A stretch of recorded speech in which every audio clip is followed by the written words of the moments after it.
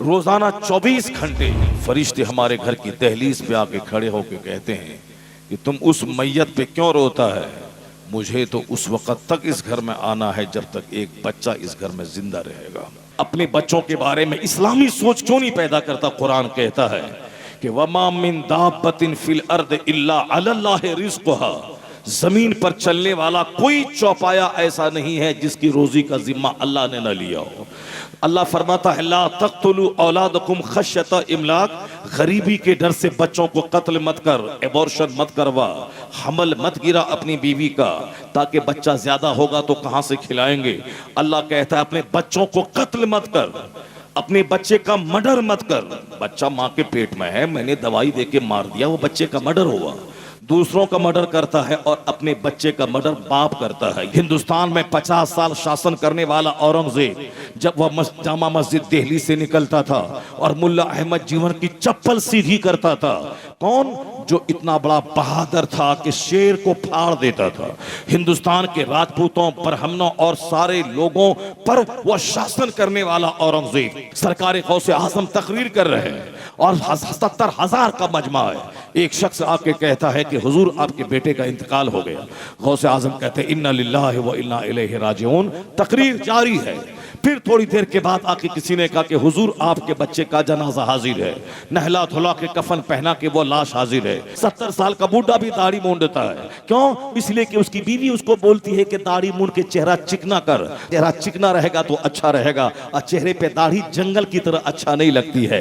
जंगल, ये दाढ़ी जंगल हो गई। और फिर और अपनी बीवी को खुश करने के लिए इस जंगल को मूंढ रहा है। 70 साल का बूढ़ा है, इसको और जवान होने की तमन्ना है। आला हजरत से किसी ने पूछा था हुजूर ये काला खिजाब लगाना कैसा है? और आजकल ये बीमारी भी आम हो रही है, काला खिजाब लगाने की बीमारी, ताकि मेरा बुढ़ापा छुपा रहे, मैं 65 साल के बावजूद भी 25 साल का यंग मैं दिखूं, ताकि बीवी मेरी मर जाए तो फिर किसी को अपनी बेटी देने में कोई तरद्दुद न हो, वह समझ ले कि हाँ ये 25 साल और 35 साल का छकड़ा बैल है, इसको दे दिया जाए। और ये साहब ये बूढ़ा नहीं है। ये जो आज सारे लोग अपने बेटों की नाफरमानी की शिकायत लेके मौलाना के पास पहुंचते हैं, हजरत मेरा बेटा शादी हुई वो सास का गुलाम हो गया, मेरा बेटा शादी हुई ससुर का गुलाम हो गया, वो अपने भाई से मुंह लटका के बात करता है और अपने साला को भाई जान करके घंटों घंटों तक बात करता है। 99% जो औरत कमाने वाली होती है इंजीनियर डॉक्टर बनकर, उसका अपने शौहर से एडजस्टमेंट नहीं होता है। 99%। यहां तो बगैर कमाए हम आपकी बीवी सर पे बैठ के शासन करती है, ये लाओ वो लाओ, ये नहीं दिया वो नहीं दिया। और जो खुद 1-1 लाख 2-2 लाख कमाने लगेगी उसका हाल क्या होगा? वो शौहर से जंग करती है, नहीं ये पैसा मेरा है, मेरे बाप ने जमीन बेच के मुझको पढ़ाया है, तुम मेरा शौहर हो, तुम मुझको मेहर की रकम देगा, तुम मुझको खाना खिलाएगा, और ये पैसा जो मैं कमाती हूँ ये मैं अपने गरीब भाई को दूंगी, ये पैसा जो मैं कमाती हूँ ये अपने भतीजे को दूंगी, ये पैसा जो मैं कमाती हूँ ये मैं अपने बाप को दूंगी। अल्हम्दुलिल्लाह पहले शुरू में 4 बेटियां मुझको हुई। मैंने उन 4 बेटियों के बाद जब लगातार 3 बेटे मैंने पाए, वह सारे बच्चे अब बड़े बड़े हो गए। 4 बेटियां मेरी आलिमा है। मैंने किसी बेटी को इंजीनियर नहीं बनाया, डॉक्टर नहीं बनाया, 4 बेटियों को मैंने आलिमा बनाया। लोग कहते थे डॉक्टर बनाइए, इंजीनियर बनाइए, इतना पैसा क्यों कमाते हैं? मैंने कहा उस इंजीनियरिंग पे मैं थूक देता हूं जो इंजीनियरिंग बाप के गले का फंदा बन जाए। आज पीर साहब की बेटी भाग गई, आज एक सैयद साहब की बेटी सामने टेलर मास्टर के साथ भाग गई। मैं गुजरात में तकरीर के लिए गया था, गुजरात के मोरबी में। सैयद साहब 3 बच्चे का बाप, उनके चाचा की बेटी से शादी किया था, मगर उनकी बीवी सामने टेलर मास्टर के पास कपड़ा सिलवाने के बहाने जाती थी, उसी के साथ भाग गई, शौहर छोड़कर, 4 बच्चों को छोड़कर। तो कॉन्फ्रेंसें होती हैं, कमेटी के मातहत होती है और उसमें कई महीने की मेहनत करनी पड़ती है, तब जाके एक जलसा होता है। मगर आज का जो जलसा है, जो कई कॉन्फ्रेंसों पे भारी है, एक नकीब और एक शायर, यही तो जलसा चलाने के लिए काफ़ी है। 2-2, 3-3 घंटे अकेले पढ़ने वाला ये दीवाना शायर है, मगर आज 3-4 लोगों को जलसे वाले ने बुला लिया और सारा मोहल्ला नहीं जलसा कर रहा, सिर्फ एक आदमी शेख सियानत अली, बताइए साहब, एक आदमी ने जो 50 गांव वाला मिल के जो जलसा करता हो, वो तने तनहा वो जलसा करके दिखला दिया। सुभान अल्लाह। और आज मुझे बहुत खुशी हो रही है कि बहुत सारे लोग, आज से मैंने कई साल पहले बेंगलोर में एक सेठ को देखा था, वो अपने बच्चे का बर्थडे मनाने के लिए कव्वाली किया था और कई लाख रुपए खर्च किया था। एक तरफ गैर मुस्लिम हमारी बुनियाद काटने के लिए 24 घंटे मसरूफ़ है, ऐसे वक्त में हमें एक एक पैसे की ज़रूरत है ताकि ये पैसा बचे और पूरे दिन में काम आए। और दूसरी तरफ हमारे लोग हैं जो पैसों को पानी की तरह फजूल खर्ची में बहा रहे हैं। उनके लोग पैसे कमाने, बच्चों को पढ़ाने और हमारा वजूद मिटाने में 24 घंटे सरगर्म हैं, और हमारे लोग हैं कि अपने हाथों से अपनी जड़ें खोद रहे हैं, अपनी बुनियाद काट रहे हैं। एक तो गरीबों की तादाद बहुत ज़्यादा है, 90% मुसलमान गरीब है। अब गरीब हैं 90% मुसलमान गरीब, 10% ही, 100 में 10, वो बहुत ज़्यादा मैंने कह दिया, 100 में 5 लोग हैं जो खुशहाल हैं, 95% गरीब। और थोड़ा सा बम्बई में जाके कमा करके अपना घर बना लेना ये मालदारी नहीं है। मुकेश अंबानी की बीवी की जो कार है, उस कार के चक्के की कीमत हमारे पास नहीं है, इतना आप समझ लें। 100 करोड़ की कार है तो एक टायर की कीमत होगी कई करोड़, तो जिसकी कार का एक पहिया कई करोड़ रुपए का हो, तो हमारा घर, हमारी जमीन सब बेच दें तो उसके एक पहिया के बराबर नहीं हो। अब अगर हमारे लोग तो थोड़ा पैसा कमा के छोटे 1-2 रूम बना लें और घर में एसी लगा लें, आल्टो और स्कॉर्पियो खरीद लें और समझें कि मैंने बहुत कुछ कर लिया है, कुछ नहीं किया। सामने वाले को देखेंगे तो आपको लगेगा कि उनके पहिया की कीमत के बराबर भी मेरा घर, मेरा दरवाजा, मेरी गाड़ी नहीं है। तो इसलिए मालदारी ये नहीं है, मालदारी है वो जहां दौलतों की ऐसी फरावानी हो कि साहब कई हजार लोग जिनके यहाँ काम करके उनके चूल्हे जलते हो, उनकी दुनिया आबाद हो। हमारे पास दौलत बहुत कम है, अगर अल्लाह दौलत देता है तो वो कव्वाली में खर्च कर देता है। मैंने उस सोट को देखा, बर्थडे के मौके पर उन्होंने कव्वाली किया। और बहुत सारे लोग हैं जो अपने घर की शादी के मौके पर शेख चिल्ली को बुलाते हैं। शेख चिल्ली एक टीम है जो हंसाने वालों की, कॉमेडियन की एक टीम है।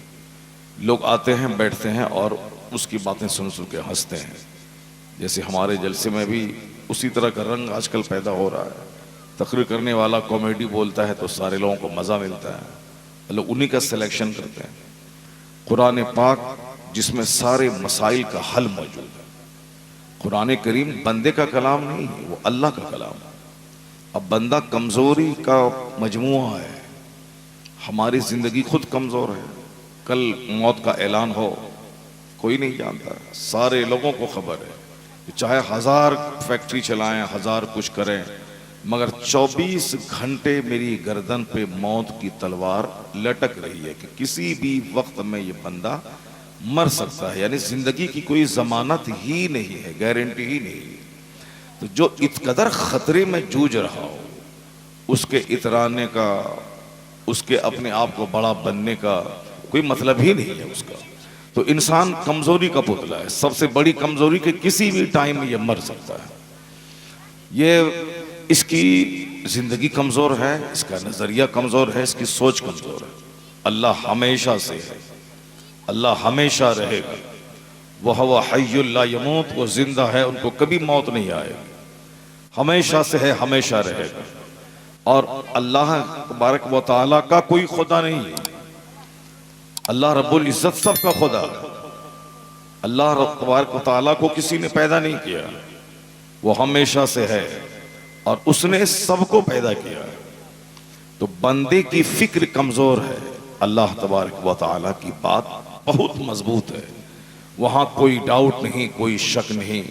तो सारी मुसीबतों का इलाज बंदे को कुरान में ढूंढना चाहिए। सारे उलूम व फनून का सरचश्मा कुरान है। लेकिन ताज्जुब की बात है कि जो सबसे ज्यादा मजबूत कलाम है, जो सही चुप रहेगा, चलो अंदर जाओ, नीचे जाओ, चलो नीचे जाओ, चुप रहो, खामोशी से सुनो। एक बार दुरूद शरीफ पढ़ लें, अल्लाहुम्मा सल्लि अला सय्यिदिना व मौलाना मुहम्मदिन मअदनिल जुद वल करम व अलैहि व बारिक व सल्लिम सलातन व सलामुन अलैका या रसूलल्लाह। मैं कह रहा था कि सबसे मजबूत कलाम अल्लाह का है, जिसमें सारे उलूम जमा है, लेकिन कितने लोग हैं जो अल्लाह का कलाम पढ़ते हैं, कितने लोग हैं जो अल्लाह के कलाम से रोशनी हासिल करते हैं, कितने लोग हैं जो अपने घर में अपनी सुबह का आगाज अल्लाह के कलाम की तिलावत से करते हैं। लोग फिजिक्स पढ़ते हैं, कुरान नहीं पढ़ते। हमारे बच्चे केमिस्ट्री पढ़ते हैं मगर कुरान नहीं पढ़ते। हमारे बच्चे 4-4 घंटे कोचिंग में जाकर के अंग्रेजी सीखते हैं मगर कुरान नहीं पढ़ते।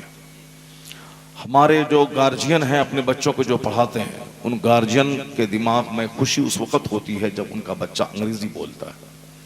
जब उनका बच्चा स्कूल में 99% नंबर लाता है तो वह शौक से चौक चौराहे पे तबसरा करता है कि मेरा बच्चा फिजिक्स में 80% नंबर लाया है, केमिस्ट्री में 90% नंबर लाया है। तो जिस कौम की एनर्जी फिजिक्स और केमिस्ट्री पर सर्फ हो रही हो और कुरान करीम को पढ़ने वाला कोई नहीं हो, तो जो अल्लाह है वो तो सब कुछ देख रहा है कि मेरा ये बंदा क्या कर रहा है। जमीन अल्लाह की, और अल्लाह की जमीन पे बैठ करके ये शैतान का इल्म हासिल कर रहा है। रोजी दी हुई अल्लाह की, अल्लाह का खाना खा करके काम शैतान का कर रहा है। हवा अल्लाह की दी हुई जिसके मैं सांस लेता हूं, और हवा अल्लाह की दी हुई उसमें सांस लेकर पैरवी तागूत शयातीन फिल्म के एक्टर क्रिकेटर की कर रहा हूं, वो तो अल्लाह रब्बुल इज्जत के साथ हलीम है। हलीम का माना होता है बर्दाश्त करने वाला।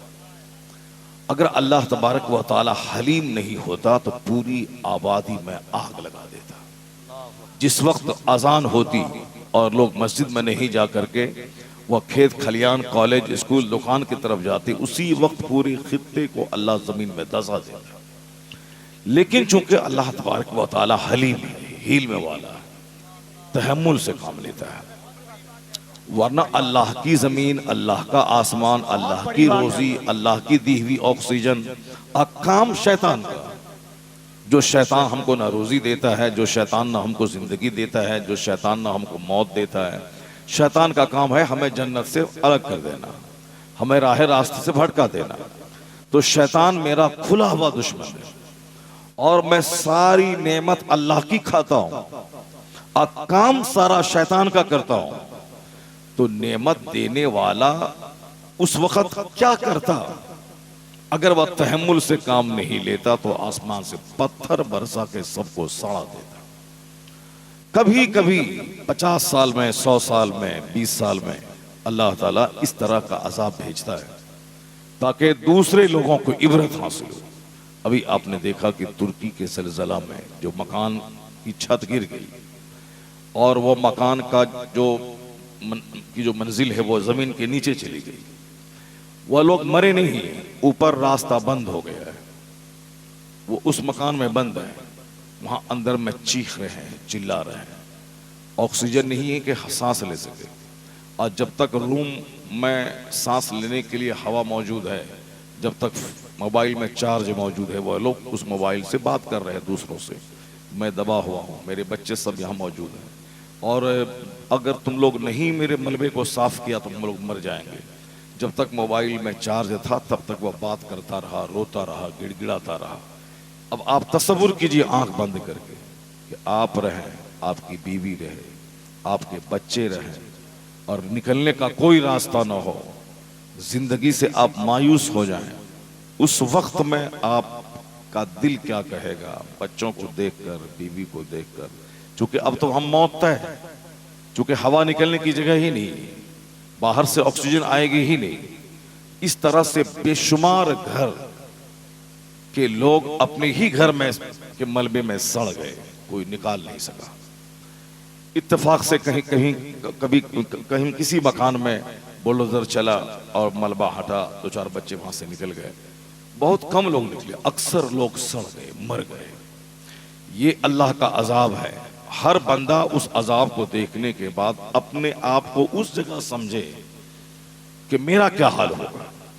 और अगर अभी अल्लाह ने मुझको खुली हवा में सांस लेने का मौका दिया है मैं चैन से अपने घर में रहता हूँ। तो इस नेमत का शुक्र क्या अदा होना चाहिए? इस नेमत का शुक्र यही अदा होना चाहिए कि नमाज छोड़ करके 24 घंटे फिल्म के पीछे लगा रहना चाहिए। इस नेमत का शुक्र यह होना चाहिए कि 24 घंटे जबान पे ताड़ी, शराब और झूठ और गीबत और चुगलखोरी को जारी करना चाहिए। इंतजार करें, अल्लाह के नजदीक 50 साल 1 सेकंड भी नहीं है। और मुमकिन है कि जो अजाब वहां नाजिल हुआ आप जो 50 साल कमा करके जिस घर की तामीर कर रहे हैं, हो सकता है कि अब अपनी कब्र की तामीर कर रहे हो। अभी कल की रिपोर्ट है कि खतरनाक जलजले की निशानदेही की गई है। एक खित्ता है जिसमें कि कोई घर सलामत नहीं रहेगा, सारे लोग जमीन में धंस जाएंगे। अभी तो हम ये सोचेंगे चल तुर्की में आया है और अमेरिका में आ जाएगा। तुर्की वाला ये सोचता था कि ये हिंदुस्तान में आ जाएगा, जापान में आ जाएगा, लेकिन उसी के यहाँ आ जाएगा ये कभी नहीं सोचा होगा। उसी तरह हम लोग भी सोचते हैं कि ये अजाब अमेरिका में आएगा, हमारे यहाँ नहीं आएगा।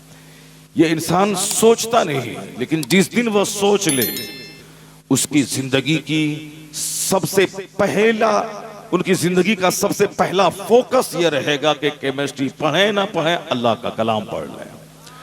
अंग्रेजी सीखें ना सीखें, सबसे पहले जन्नत की जो जबान अरबी है उसको सीख लें।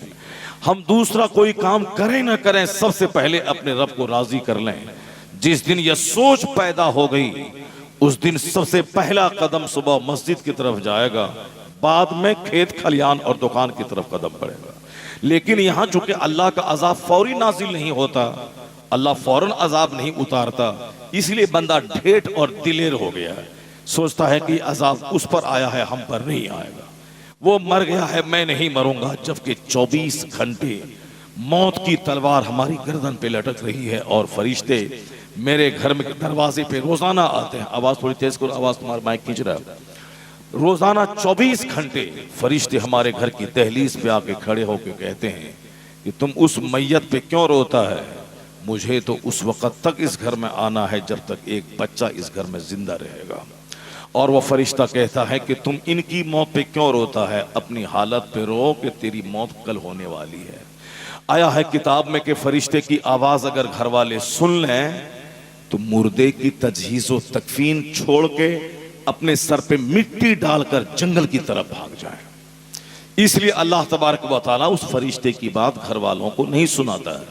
जानवर सुनते हैं, जिन्नात सुनते हैं, फरिश्ते तो कह सुनते ही हैं, लेकिन वो आदमी नहीं सुनता है। घर वाला इसलिए नहीं सुनता है कि वो मुर्दा को छोड़ के वो जंगल भाग जाएगा, अपनी फिक्र में रोना चीखना शुरू कर देगा, तो लाशें सड़ जाएंगी, कोई दफन करने वाला नहीं मिलेगा। मगर ये ऐलान होता है, रोजाना फरिश्ता आता है और सबके चेहरों को देखता है और कहता है कि तेरा बेटा है और तू नहीं जानता कि ये कब मरेगा, मगर मैं जानता हूं कि किस दिन मरेगा। इसकी मेरे पास इसकी जिंदगी की कुंजी दे दी गई है। अल्लाह ने कहा कि रूह कब्ज करनी है तुझको, मैं मलिकुल मौत हूँ, मुझको मालूम है कि इनकी जिंदगी कितनी है। मैं सोचता हूँ कि मेरा बच्चा जवान होगा, नौकरी करेगा, लाखों रुपए में कमाऊंगा, मैं एक घर नहीं दूसरा घर बनाऊंगा, 5 शहर में 5 घर बनाऊंगा। ये लंबा प्लान होता है और अचानक बच्चा बाहर घर से निकला और एक्सीडेंट होकर उसकी लाश के सैकड़ों टुकड़े हो जाते हैं। अब जो सोचा तक नहीं था वो हो गया। आपने सुना होगा अभी आज से 10 साल पहले हिंदुस्तान का सबसे बड़ा क्रिकेटर अजहरुद्दीन, उसने अपने बेटे को ईद का तोहफा दिया था 16 लाख की बाइक। आज से 10 साल पहले 16 लाख की बाइक, 16,000 नहीं, 1 लाख नहीं, 3 लाख में आजकल बुलेट तो खरीदते हैं। 16 लाख रुपए की बाइक अपने बेटे को ईद का तोहफा दिया था। लेकिन ईद का तोहफा तो दे सकता है, बेटे को जिंदगी भी दे सकता है, नहीं, उन्होंने मौत का तोहफा दिया था। 16 लाख रुपए की मोटरसाइकिल हैदराबाद के हाईवे पे अपने दोस्त के साथ 150-200 की स्पीड में चल रहा था। वो कंट्रोल से बाहर हुआ, लाश के हजारों टुकड़े हो गए।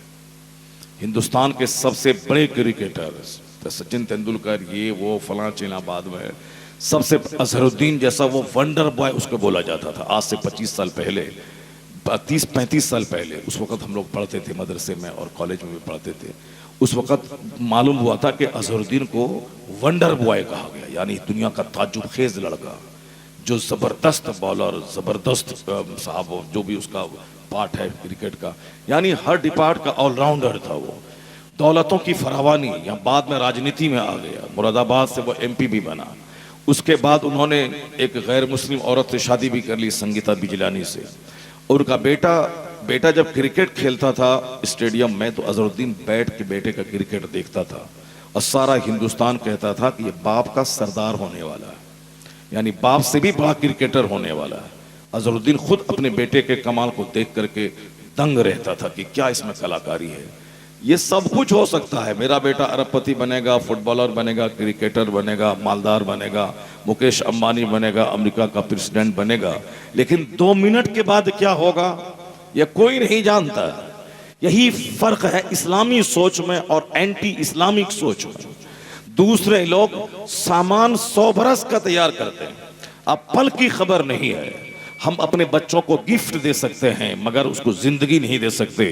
इसलिए इस्लाम कहता है जब तू बच्चों को जिंदगी नहीं दे सकता तो बच्चों के मुस्तकबिल के बारे में अपने आप को क्यों पिघलाता है, अपने आप को क्यों भुलाता है। मेरा बच्चा डॉक्टर बने उसके चलते क्यों पागल होता है, मैं अपने बच्चों को मकान बना के दूं, गाड़ी बना के दूं, 50 लाख रुपए छोड़ के मैं मरूं ताकि मेरा बच्चा खाए, क्यों इस तरह से हराम कारी और हराम खोरी में मुब्तला होता है। अपने बच्चों के बारे में इस्लामी सोच क्यों नहीं पैदा करता। कुरान कहता है कि वमा मिन दाब्बतिन फिल अर्द इल्ला अलल्लाहि रिज़्क़ुहा, जमीन पर चलने वाला कोई चौपाया ऐसा नहीं है जिसकी रोजी का जिम्मा अल्लाह ने न लिया हो। अल्लाह फरमाता है ला तक़्तुलू औलादकुम खश्यता इमलाक, गरीबी के डर से बच्चों को कत्ल मत कर, एबॉर्शन मत करवा, हमल मत गिरा अपनी बीवी का, ताकि बच्चा ज्यादा होगा तो कहां से खिलाएंगे। अल्लाह कहता है अपने बच्चों को कत्ल मत कर, अपने बच्चे का मर्डर मत कर। बच्चा माँ के पेट में है, मैंने दवाई दे के मार दिया, वो बच्चे का मर्डर हुआ। दूसरों का मर्डर करता है और अपने बच्चे का मर्डर बाप करता है, ये बाप अपने बच्चे का कातिल है। वो कातिल है जो अपनी बीवी का एबॉर्शन करवाता है इसी डर से कि बच्चा हुआ, बेटी हुई तो शादी का बोझ है, बेटा हुआ तो पढ़ाना लिखाना, इंजीनियर डॉक्टर बनाना, मकान बनाना। एक बच्चा काफी, हम दो हमारे दो, हम दो हमारे एक। अगर इस नजरिए से बच्चे का कत्ल हुआ तो बाप बच्चे का मर्डरर, बच्चे का कातिल है। तो अल्लाह कहता है ला तक़्तुलू औलादकुम खश्यता इमलाक, गरीबी के डर से बच्चों को कत्ल मत कर, मैं तुम्हें भी रोजी देता हूं, तेरे बच्चों को भी रोजी दूंगा। मैं तुम्हें भी रोजी देता हूं, तेरे बच्चों को भी रोजी दूंगा। इस्लाहे मुआशरा, सुन्नते रसूल कॉन्फ्रेंस, मैं तुझे भी रोजी देता हूं, तेरे बच्चों को भी रोजी देता हूं। एक बच्चे वाला बाप उसका चेहरा सूखा रहता है और 10 बच्चे का बाप वो मस्त रहता है। कौन है जो एक बच्चे वाले को सुखाता है, 10 बच्चे वाले को मस्त रखता है? वो अल्लाह की जात है। जो अल्लाह पर भरोसा करता है अल्लाह उसके लिए काफी हो जाता है। 50 बच्चे रहें तो भी अल्लाह खिलाने वाला है, एक बच्चा रहे तो भी अल्लाह खिलाने वाला है। तुम नहीं खिलाने वाला है। माँ के शिकम में तुम था, तुझको किसने पाला? माँ के शिकम में किसने माहवारी खून रोक करके तेरी ग़िज़ा का इंतजाम किया? वो अल्लाह का सिस्टम है कि औरतों को एक एडिशनल इजाफी खून दिया, मर्द को माहवारी खून नहीं है, औरतों को दिया। क्यों? इसीलिए कि जब बच्चा पैदा होगा इस खून को रोक करके बच्चे की ग़िज़ा का इंतजाम किया जाएगा। इसीलिए औरतों को खून, अगर वो औरतों का खून नहीं निकले तो उसका सर फट जाए, औरतों का खून हर महीने में ना निकले तो वो पागल हो जाए। वो इजाफी खून है जिसके निकलने के बाद ही वो रिफ्रेश्ड होती है, उसका सर हल्का रहता है, वो बिल्कुल तरोताज़ा रहती है। ये इजाफी खून अगर हमारा निकल जाए तो मैं मर जाऊं, क्योंकि हमारे बदन को एक कतरे खून की ज़रूरत है। लेकिन ये कुदरत का सिस्टम है, जिस अल्लाह ने मुझको पैदा किया है उसी अल्लाह ने औरतों को पैदा किया है। उसमें इजाफी खून इसीलिए दिया है कि जब तक शादी नहीं हुई है और जब जवान हो गई और खून हर महीने निकलेगा, उसमें नमाज माफ़ है। इसीलिए है ताकि जब ये बच्चा पैदा करने के काबिल होगी तो इस खून को रोक करके उस बच्चे की ग़िज़ा का इंतज़ाम किया जाएगा। इसीलिए जैसे जैसे ही औरत हामिला हुई उसका खून ब्लॉक हो गया। खून ब्लॉक क्यों हुआ? अब उसका बच्चा खून पी के जिंदा रहेगा, अब वह बच्चा खून खा के जिंदा रहेगा।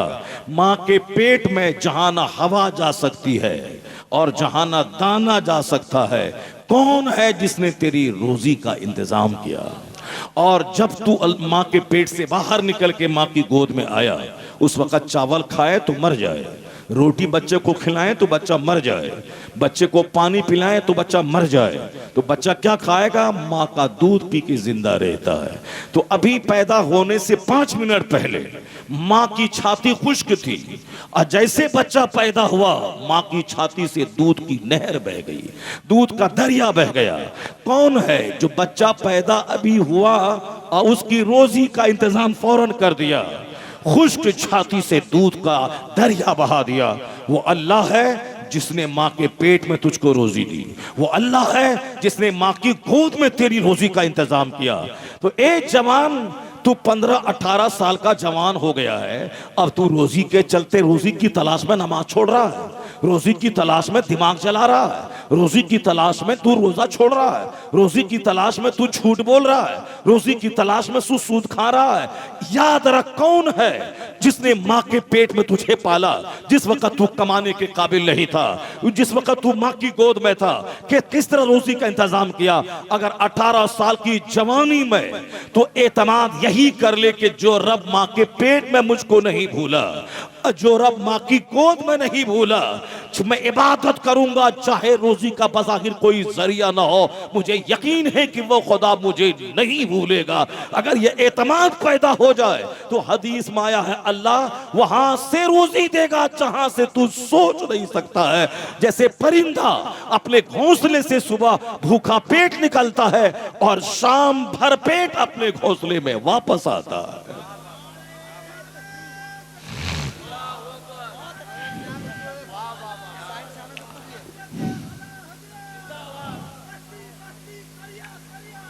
आज चूंकि सबसे बड़ी फिक्र रोजी की ही है, आदमी को सबसे बड़ी फिक्र बंदे को रोजी की है। इसी रोजी की वजह से आदमी झूठ बोलता है, इसी पैसे के लिए आदमी सूद खाता है, इसी पैसे के लिए रमजान के रोजे को छोड़ता है, इसी पैसे के लिए नमाज जैसी सबसे बड़ी इबादत को बंदा तर्क करता है, इसी पैसे के लिए बंदा दुकान में बैठ करके सुबह से शाम तक झूठ बोलता है, लंद फंद करता है। काम है डेकोरेशन 10 लाख रुपए में हो जाएगा, बोलता है कि 50 लाख रुपए में भी नहीं होगा, हमको घाटा हो रहा है, हमको घाटा हो रहा है, 50 लाख में भी नहीं होगा। ये जानता है कि 10 लाख में काम हो जाएगा, मगर फिर भी बोलता है कि 50 लाख में भी घाटा हो जाएगा हमारा। अब सामने वाले को बोलता है कि ऐसा वैसा फला चिला, वो अंदर से जानता है कि मैं इसको ठग रहा हूँ और जानता है कि इसमें बहुत ज़्यादा फायदा हो जाएगा, तो तुम उसको ठग रहा है। लेकिन ये जानना कि जो अल्लाह रब्बुल इज़्ज़त 5000 में जो बरकतें देता है वो 50 लाख की बरकतों को छीन लेता है। जो हलाल तरीके से 5000 कमाए जाएं वो हराम के 50 लाख पे भारी होता है। नजर चूंकि अल्लाह से हटी हुई है इसलिए जिंदगी आज टफ हो गई, रोजी का मसला टफ हो गया। आज रोजी का मसला जिंदगी में हावी है। नमाज की बात करूं तो कौन खाना देगा, हज की बात करूं तो कौन खाना देगा, शरीयत पे अमल की बात करूं तो खाना कौन खिलाएगा, हम मौलाना की बात सुनने जाएंगे तो पेट कैसे भरेगा, हम मस्जिद में जाएंगे तो पेट कैसे भरेगा। ये पेट पेट पेट पेट सबको परेशान करके रखा है। अल्लाह फरमाता है इन्नल्लाह हुवा रज़्ज़ाक़ुज़ुल क़ुव्वतिल मतीन, अल्लाह जबरदस्त रोजी देने वाला है। जब जमीन मर जाती है तो सारे लोग मायूस हो जाते हैं, तो अल्लाह बादल भेजता है और वहां से जबरदस्त मुबारक पानी गिराता है, फिर जमीन को जिंदा करके मेरे लिए फसलें पैदा करता है। अल्लाह कहता है फलयंजुरिल इंसानु इला तआमी अन्ना सबबनल माअ सब्बा सुम्मा शक़क़नल अर्दा शक़्क़ा फअंबतना फीहा हब्बा इनबन व क़दबा व ज़ैतून व नख़ला व हदाइक़ व गुल्बा व फ़ाकिहतन व अब्बा मताअन लकुम व लिअनआमिकुम। कहता ए बंदे तू गौर क्यों नहीं करता, ये रोजी तुमको कहां से मिलती है। तुम बोलता मैंने कमाया मैंने कमाया, तू क्या कमाया। अगर अल्लाह पानी को रोक ले तो तड़प तड़प के मर जाएगा, और जमीन के नीचे से अल्लाह अगर पानी को गायब कर दे तो सारी आबादी पाखाने की बदबू से भर जाएगी। ये पानी ही है जिससे मैं कपड़ा धोता हूँ, ये पानी ही है जिससे मैं पाखाना साफ करता हूँ, ये कपड़ा ही है जिससे मैं अपने बाथरूम में पानी डाल के बदबू को भगाता हूँ। अल्लाह फरमाता कुल अरअयतुम इन अस्बहा माउकुम गौरन फमन यातीकुम बिमाइन मईन, अगर जमीन के नीचे से पानी को मैं गायब कर दूं तो सुबह तेरी निगाहों के सामने पानी का बहता हुआ चश्मा कौन ला के देगा, कहां से लाएगा पानी? और फिर अगर अल्लाह आसमान से पानी को गिराना बंद कर दे तो कौन है जो मुर्दा जमीन को जिंदा करके फसलें निकाल के तेरी रोजी का इंतजाम करेगा? तो अल्लाह कहता गौर करके रोजी कैसे मिलती है। हमने आसमान से पानी गिराया, फिर हमने जमीन को फाड़ा, फिर हमने जमीन से पौधे निकाला, फिर हमने उस पौधे में बालें और शाखें और बालियां अता फरमाई। तुमने गेहूं का एक दाना डाला और हमने 50 बालियां निकाल के उसमें 1000 गेहूं का दाना दे दिया। तुम गौर नहीं करता कि मैंने एक दाना जमीन में डाला और वो सड़ के वहां से 1000 दाना लेके बाहर निकला। ये कौन है जो एक दाने के बदले में 1000 गेहूं का दाना देता है? अगर तुमने मुझ पर एतमाद किया, मैं तुझे भी रोजी दूंगा, तेरे बच्चों को भी रोजी दूंगा, यहां रोजी दूंगा। और अगर तुमने यहां मेरी नेमत की कद्र की, तुम मरेगा तो खरबों साल की जन्नत अता कर दूंगा। अल्लाह समद। चूंकि हमने इस रोजी पे गौर ही करना छोड़ दिया। हम रोजी का मसला आज आप अपने गांव में पैदा हुए, यहां से बंबई चले गए, कलकत्ता चले गए, रोजी की वजह से रोजी की तलाश में चले गए, रोजी की तलाश में चले गए। आप नमाज नहीं पढ़ते हैं, क्यों? इसलिए कि नमाज पढ़ेंगे 5 टाइम मस्जिद जाना आना होगा, 2 घंटे खर्च होंगे, 2 घंटे में हम यहाँ बहुत रुपए कमा लेंगे। कमाने के लिए बम्बई आए, कमाने के लिए कलकत्ता आए। अचानक डेड बॉडी बम्बई से आपकी घर आ रही, अचानक कलकत्ता से आपकी लाश घर आ रही। नहीं सुना आपने? रोजाना आए दिन यह कहानी हो रही। कमाने के लिए अमेरिका गया था, उसकी डेड बॉडी आ रही है। कमाने के लिए बंबई गया था, उसकी लाश आ रही है। कमाने के लिए वो दिल्ली गया था, उसकी लाश घर आ रही। हमारे गांव में कई लाश दिल्ली से आई, क्योंकि हमारे गांव के बहुत सारे बच्चे सिर्फ दिल्ली ही में रहते हैं, दिल्ली में रहते हैं, पंजाब में रहते हैं, इसलिए वहीं से लाश आती है, वहीं से डेड बॉडी आती है। सारा इलाका जानता है, ये पूरी दुनिया की कहानी। अमेरिका से डेड बॉडी आ रही है। हम और आप बीमार पड़ते हैं तो इलाज कराने कलकत्ता जाते हैं, लेकिन मगर जो हिंदुस्तान के बड़े लीडर बीमार पड़ते हैं वो एम्स नहीं जाते हैं, वो अमेरिका जाते हैं। अमेरिका जाने का मतलब ये नहीं कि हम मेरा मरीज शफायाब हो जाएगा। अमेरिका में जो भी गया वहाँ से तंदुरुस्त होकर लौटता है, ऐसा नहीं है। जिस तरह आपके मरीजों की लाश कलकत्ता से आपके गांव में आती है, उसी तरह नेताओं की लाशें अमेरिका से वतन में आती है। हमारे शहर का सबसे बड़ा डॉक्टर, बहुत जो छू मंतर उसके हाथ में, यानी जो भी मरीज उसके पास जाए शिफा होना है, इस कदर मशहूर था वो डॉक्टर। पूरे हमारे डिस्ट्रिक्ट में चर्चा था उसका, भीड़ लगी रहती थी। जिस भी मरीज को टच किया उसका अच्छा हो जाना तय। कहाँ जा रहे हो? फला डॉक्टर साहब के। बस चलो ठीक है। लेकिन उसको जब कैंसर हुआ, ब्लड कैंसर, तो अपने ब्लड कैंसर का इलाज कराने के लिए वो बरतानिया गई, बरतानिया लंदन।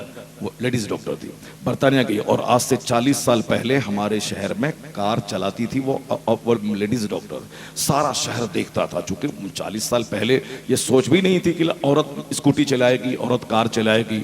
ये तो आजकल फिल्मी कल्चर की वजह से बेपर्दगी, बेहयाई, बेशर्मी हो गई है। मगर चूंकि वो फॉरेन से पढ़ के आई थी, वो फॉरेन का कल्चर तो 100 साल पहले से बिगड़ा हुआ है, इसलिए वो कार खुद ड्राइव करती थी शहर में, सारा शहर उसको देखता था। मगर चूंकि हाथ में शिफाही इस कदर थी कि लोग उनकी इन सारी बेपर्दगी और मॉडर्नाइजेशन को नजरअंदाज कर देते थे कि भाई ये काम की डॉक्टर है। बहुत शोहरत, बहुत इज्जत मिली, बहुत दौलत कमाई, मगर आखिर में रिजल्ट क्या निकला? ब्लड कैंसर की मरीजा हो गई। इलाज कराने के लिए लंदन गई, वहां से डेड बॉडी भी वापस नहीं आई उसकी, वही अंग्रेजों की दुनिया ही में दफन हो गई, नहीं बच पाई, नहीं बच पाई। इसलिए मौत एक ऐसा सब्जेक्ट है जो कुरान करीम में बहुत ज्यादा मौत का चर्चा है। और हुजूर ने कहा है जो रोजाना 20 बार मौत को याद करे वो अपने बिस्तर पे ही क्यों ना मर जाए, अल्लाह उसे शहादत का मर्तबा अता फरमाता है। चूंकि मौत आदमी को ढेर तमन्नाओं से रोकती है, मौत आदमी को नमाज छोड़ने से रोकती है, मौत आदमी को गुनाहों से रोकती है। हम चूंकि आज मौत को भूल गए, यही वजह है कि आज मौत याद नहीं आती है और रोजी की तलाश में पागल हो गए।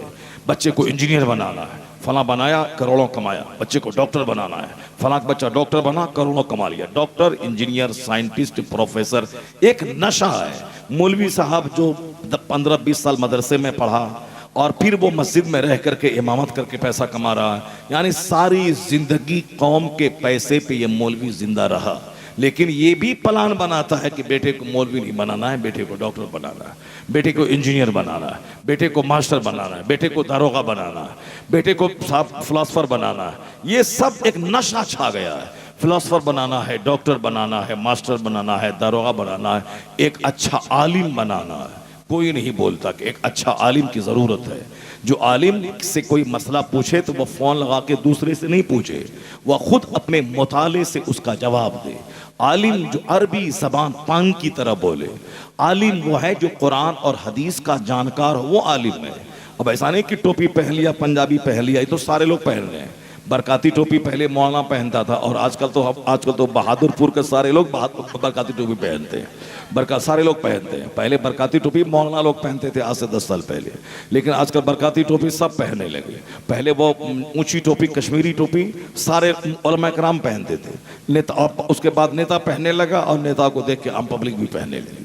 पहले ये लंबा जुब्बा वो आलिम लोग पहनते थे, और अब आलिम लोग जुब्बा क्या पहनेंगे, पब्लिक जुब्बा खरीद के सब पहन रही है। सारे लोग जुब्बा पहने। जो दिल्ली पंजाब में लकड़ी का काम कर रहा है वो पंजाबी वो जुब्बा पहनना, पंजाब कुर्ता कोई नहीं पहन रहा। अब क्या करेगा मौलाना साहब बेचारा, ये जुब्बा भी ले लिया पब्लिक, बरकाती टोपी भी ले लिया पब्लिक, और जो एक पगड़ी बची थी वो दावत इस्लामी वाला, वो सबको पहना करके वो पगड़ी को भी सबको दे दिया। वो अब हल जोतने वाला भी पगड़ी पहनो, और सब साइकिल पंचर बनाने वाला भी पगड़ी पहनो, सब पगड़ी पहनो। यानी सबको पगड़ी पहना दिया, सबको टोपी पहना दिया, सबको जुब्बा पहना दिया। अभी मौलवी साहब क्या करेगा?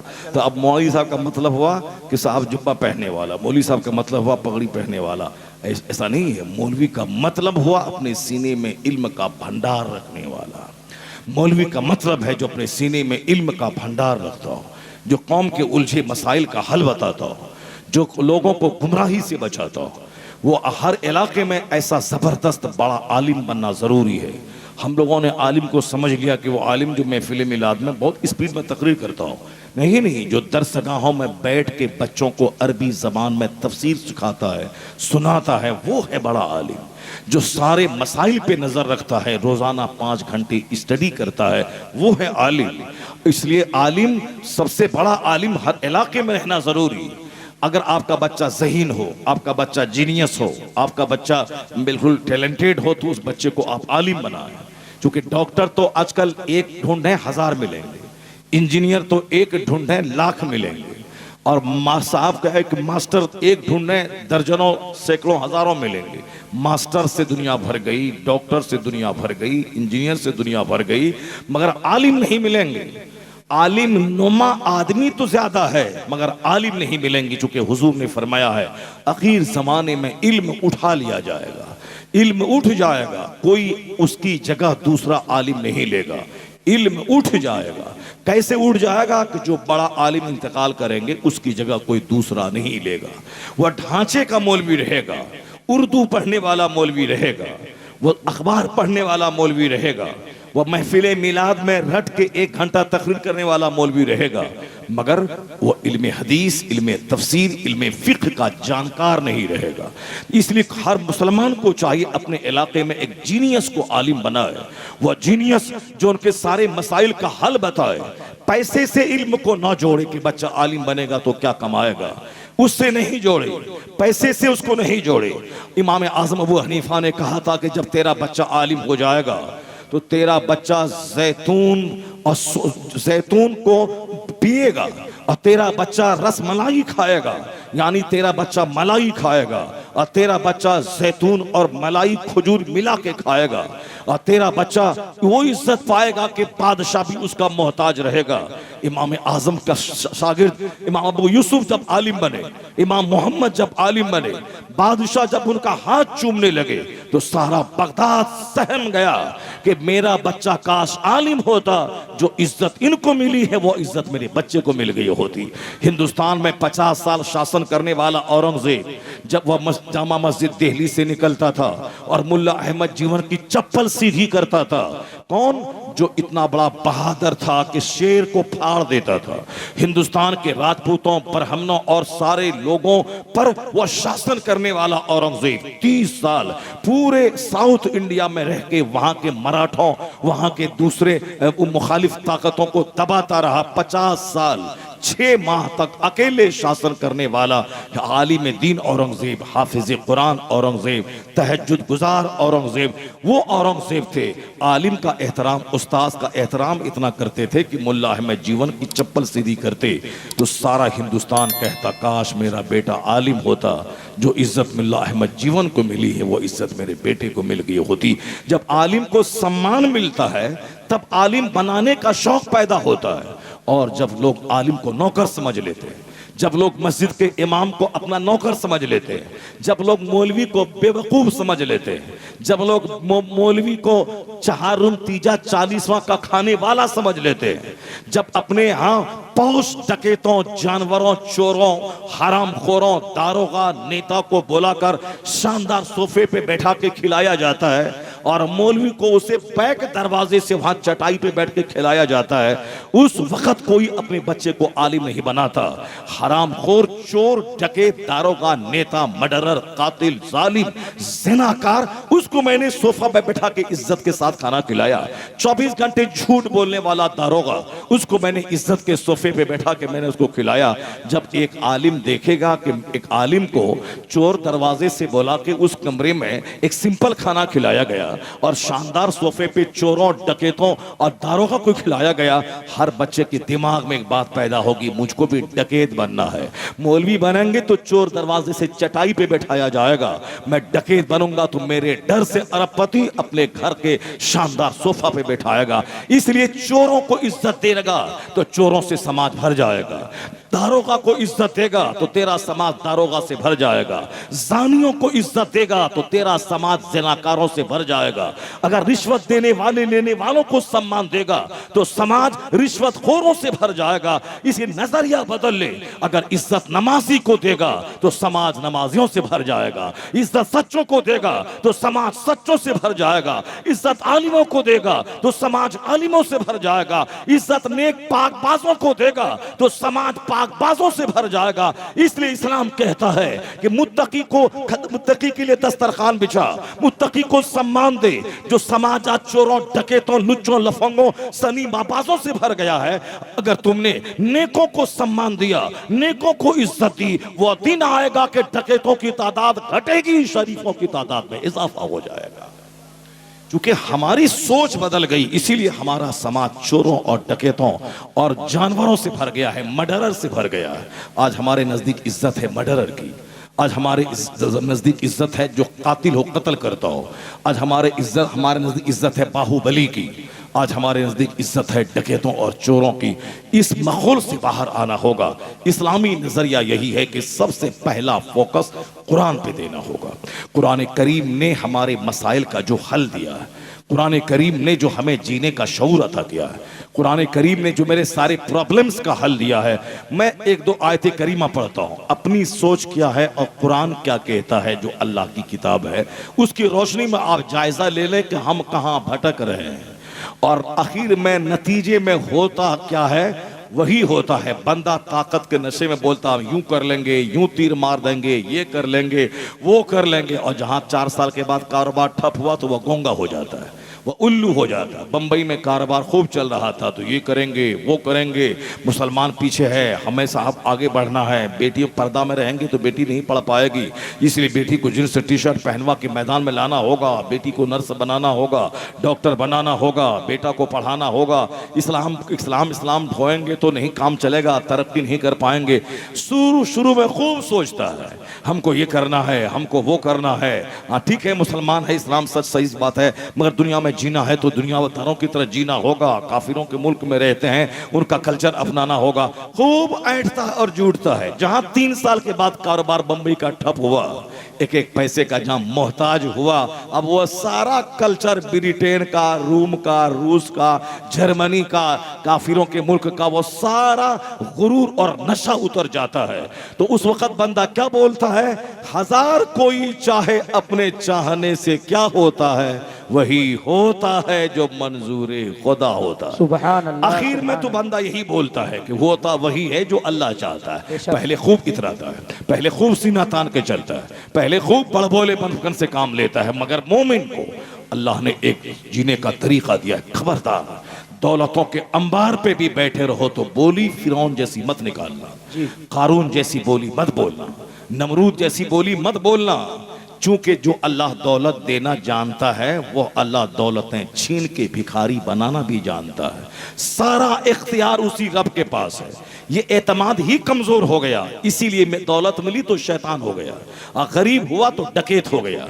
यानी गरीबी में भी ईमान लुटा और मालदारी में भी ईमान लुट गया, जबकि ये नजरिया इस्लाम के खिलाफ है। हुजूर की हदीस सुनिए, सरकार क्या फरमाते हैं। आका फरमाते हैं अजबल अम्रिल मोमिन इन्ना अमरहु कुल्लहु लहु खैर। हुजूर कहते हैं कि मोमिन का जो मामला है वो सबसे अलग थलग है, ताजुब खेज है। वो काफिर लोग हैं कि दौलतमंद बने तो वो पेशाब के रास्ते से आग उगलने लगता है। वो काफिर लोग हैं जो दौलतमंद बने तो जुल्म और अत्याचार की इंतहा कर देता है। वह जिसको आखिरत पे यकीन नहीं है, अल्लाह पर यकीन नहीं है, उसके हाथ में हुकूमत और सत्ता आई तो फिर वो अहंकार और घमंड और गुरूर का शिकार हो जाता है। जैसे बहुत सारे चंगेजों और बहुत सारे जालिमों की कहानी आपके सामने मौजूद है। अब जब सत्ता मिलती है तो फिर वह मगरूर बन जाता है, ज़बह करता है, पब्लिक की हत्या करवा देता है।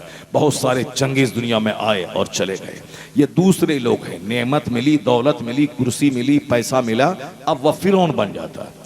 दूसरे लोग हैं, अब वह दूसरे लोग हैं। अगर गरीब बन गया, पैसा था तो खूब अच्छा अच्छा बोलता था, जहाँ पैसा घट गया तो अब गोंगा हो गया, अल्लाह को गाली देने लगा, बोला नहीं कोई खुदा नहीं है, माअल्लाह, 1000 बार माअल्लाह। अगर वह मालदार रहता है तो रोजाना 10 बार जल ढारता है मूर्ति पे, और जहाँ गरीब हुआ तो मूर्ति को उठा के फेंक देता है घर से। एक आदमी मेरे पास आया तावीज़ लेने के लिए, बच्चे को बुखार है, अब तावीज़ दे दीजिए। तावीज़ दिया उसको, बच्चा अच्छा हो गया। बोला घर जाते हैं उस मूर्ति को उठा के फेंक देंगे।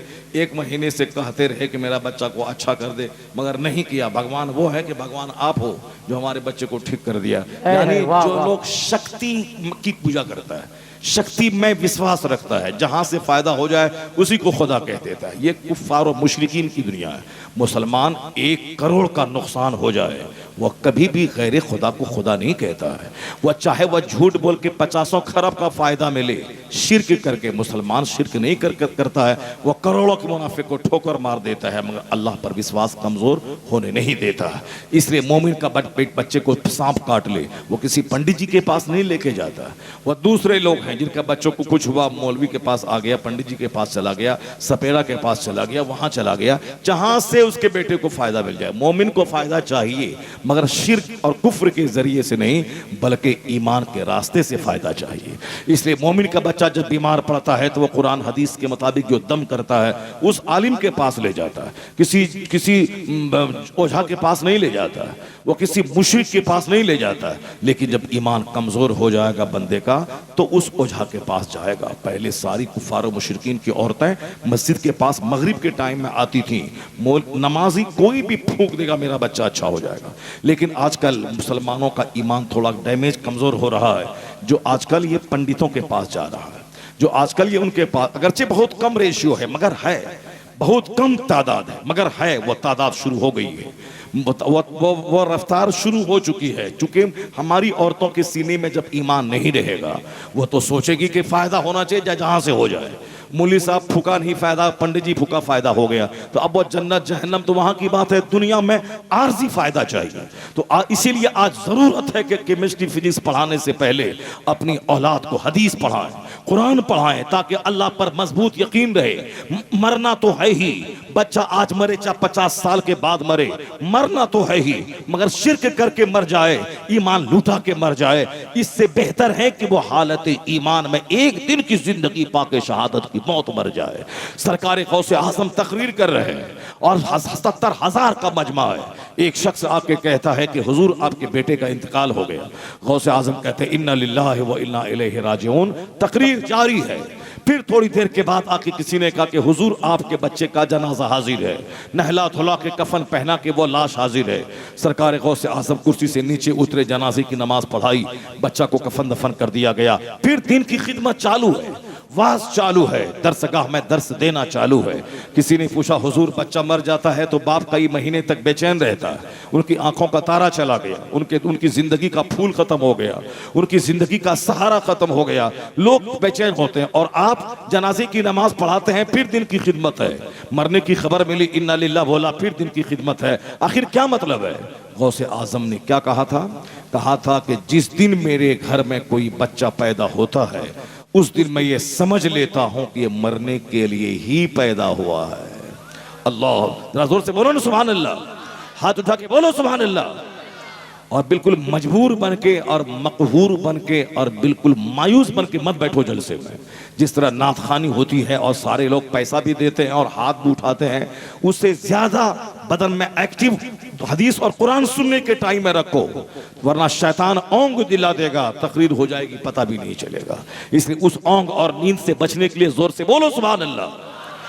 बहादुरपुर में भी इतना ही मजमा आखिर में बचता है, जहां सारे हिंदुस्तान के उलमा शोरा आते हैं, जो सुनने वाले तकरीर चूंकि लास्ट में करवाई जाती है।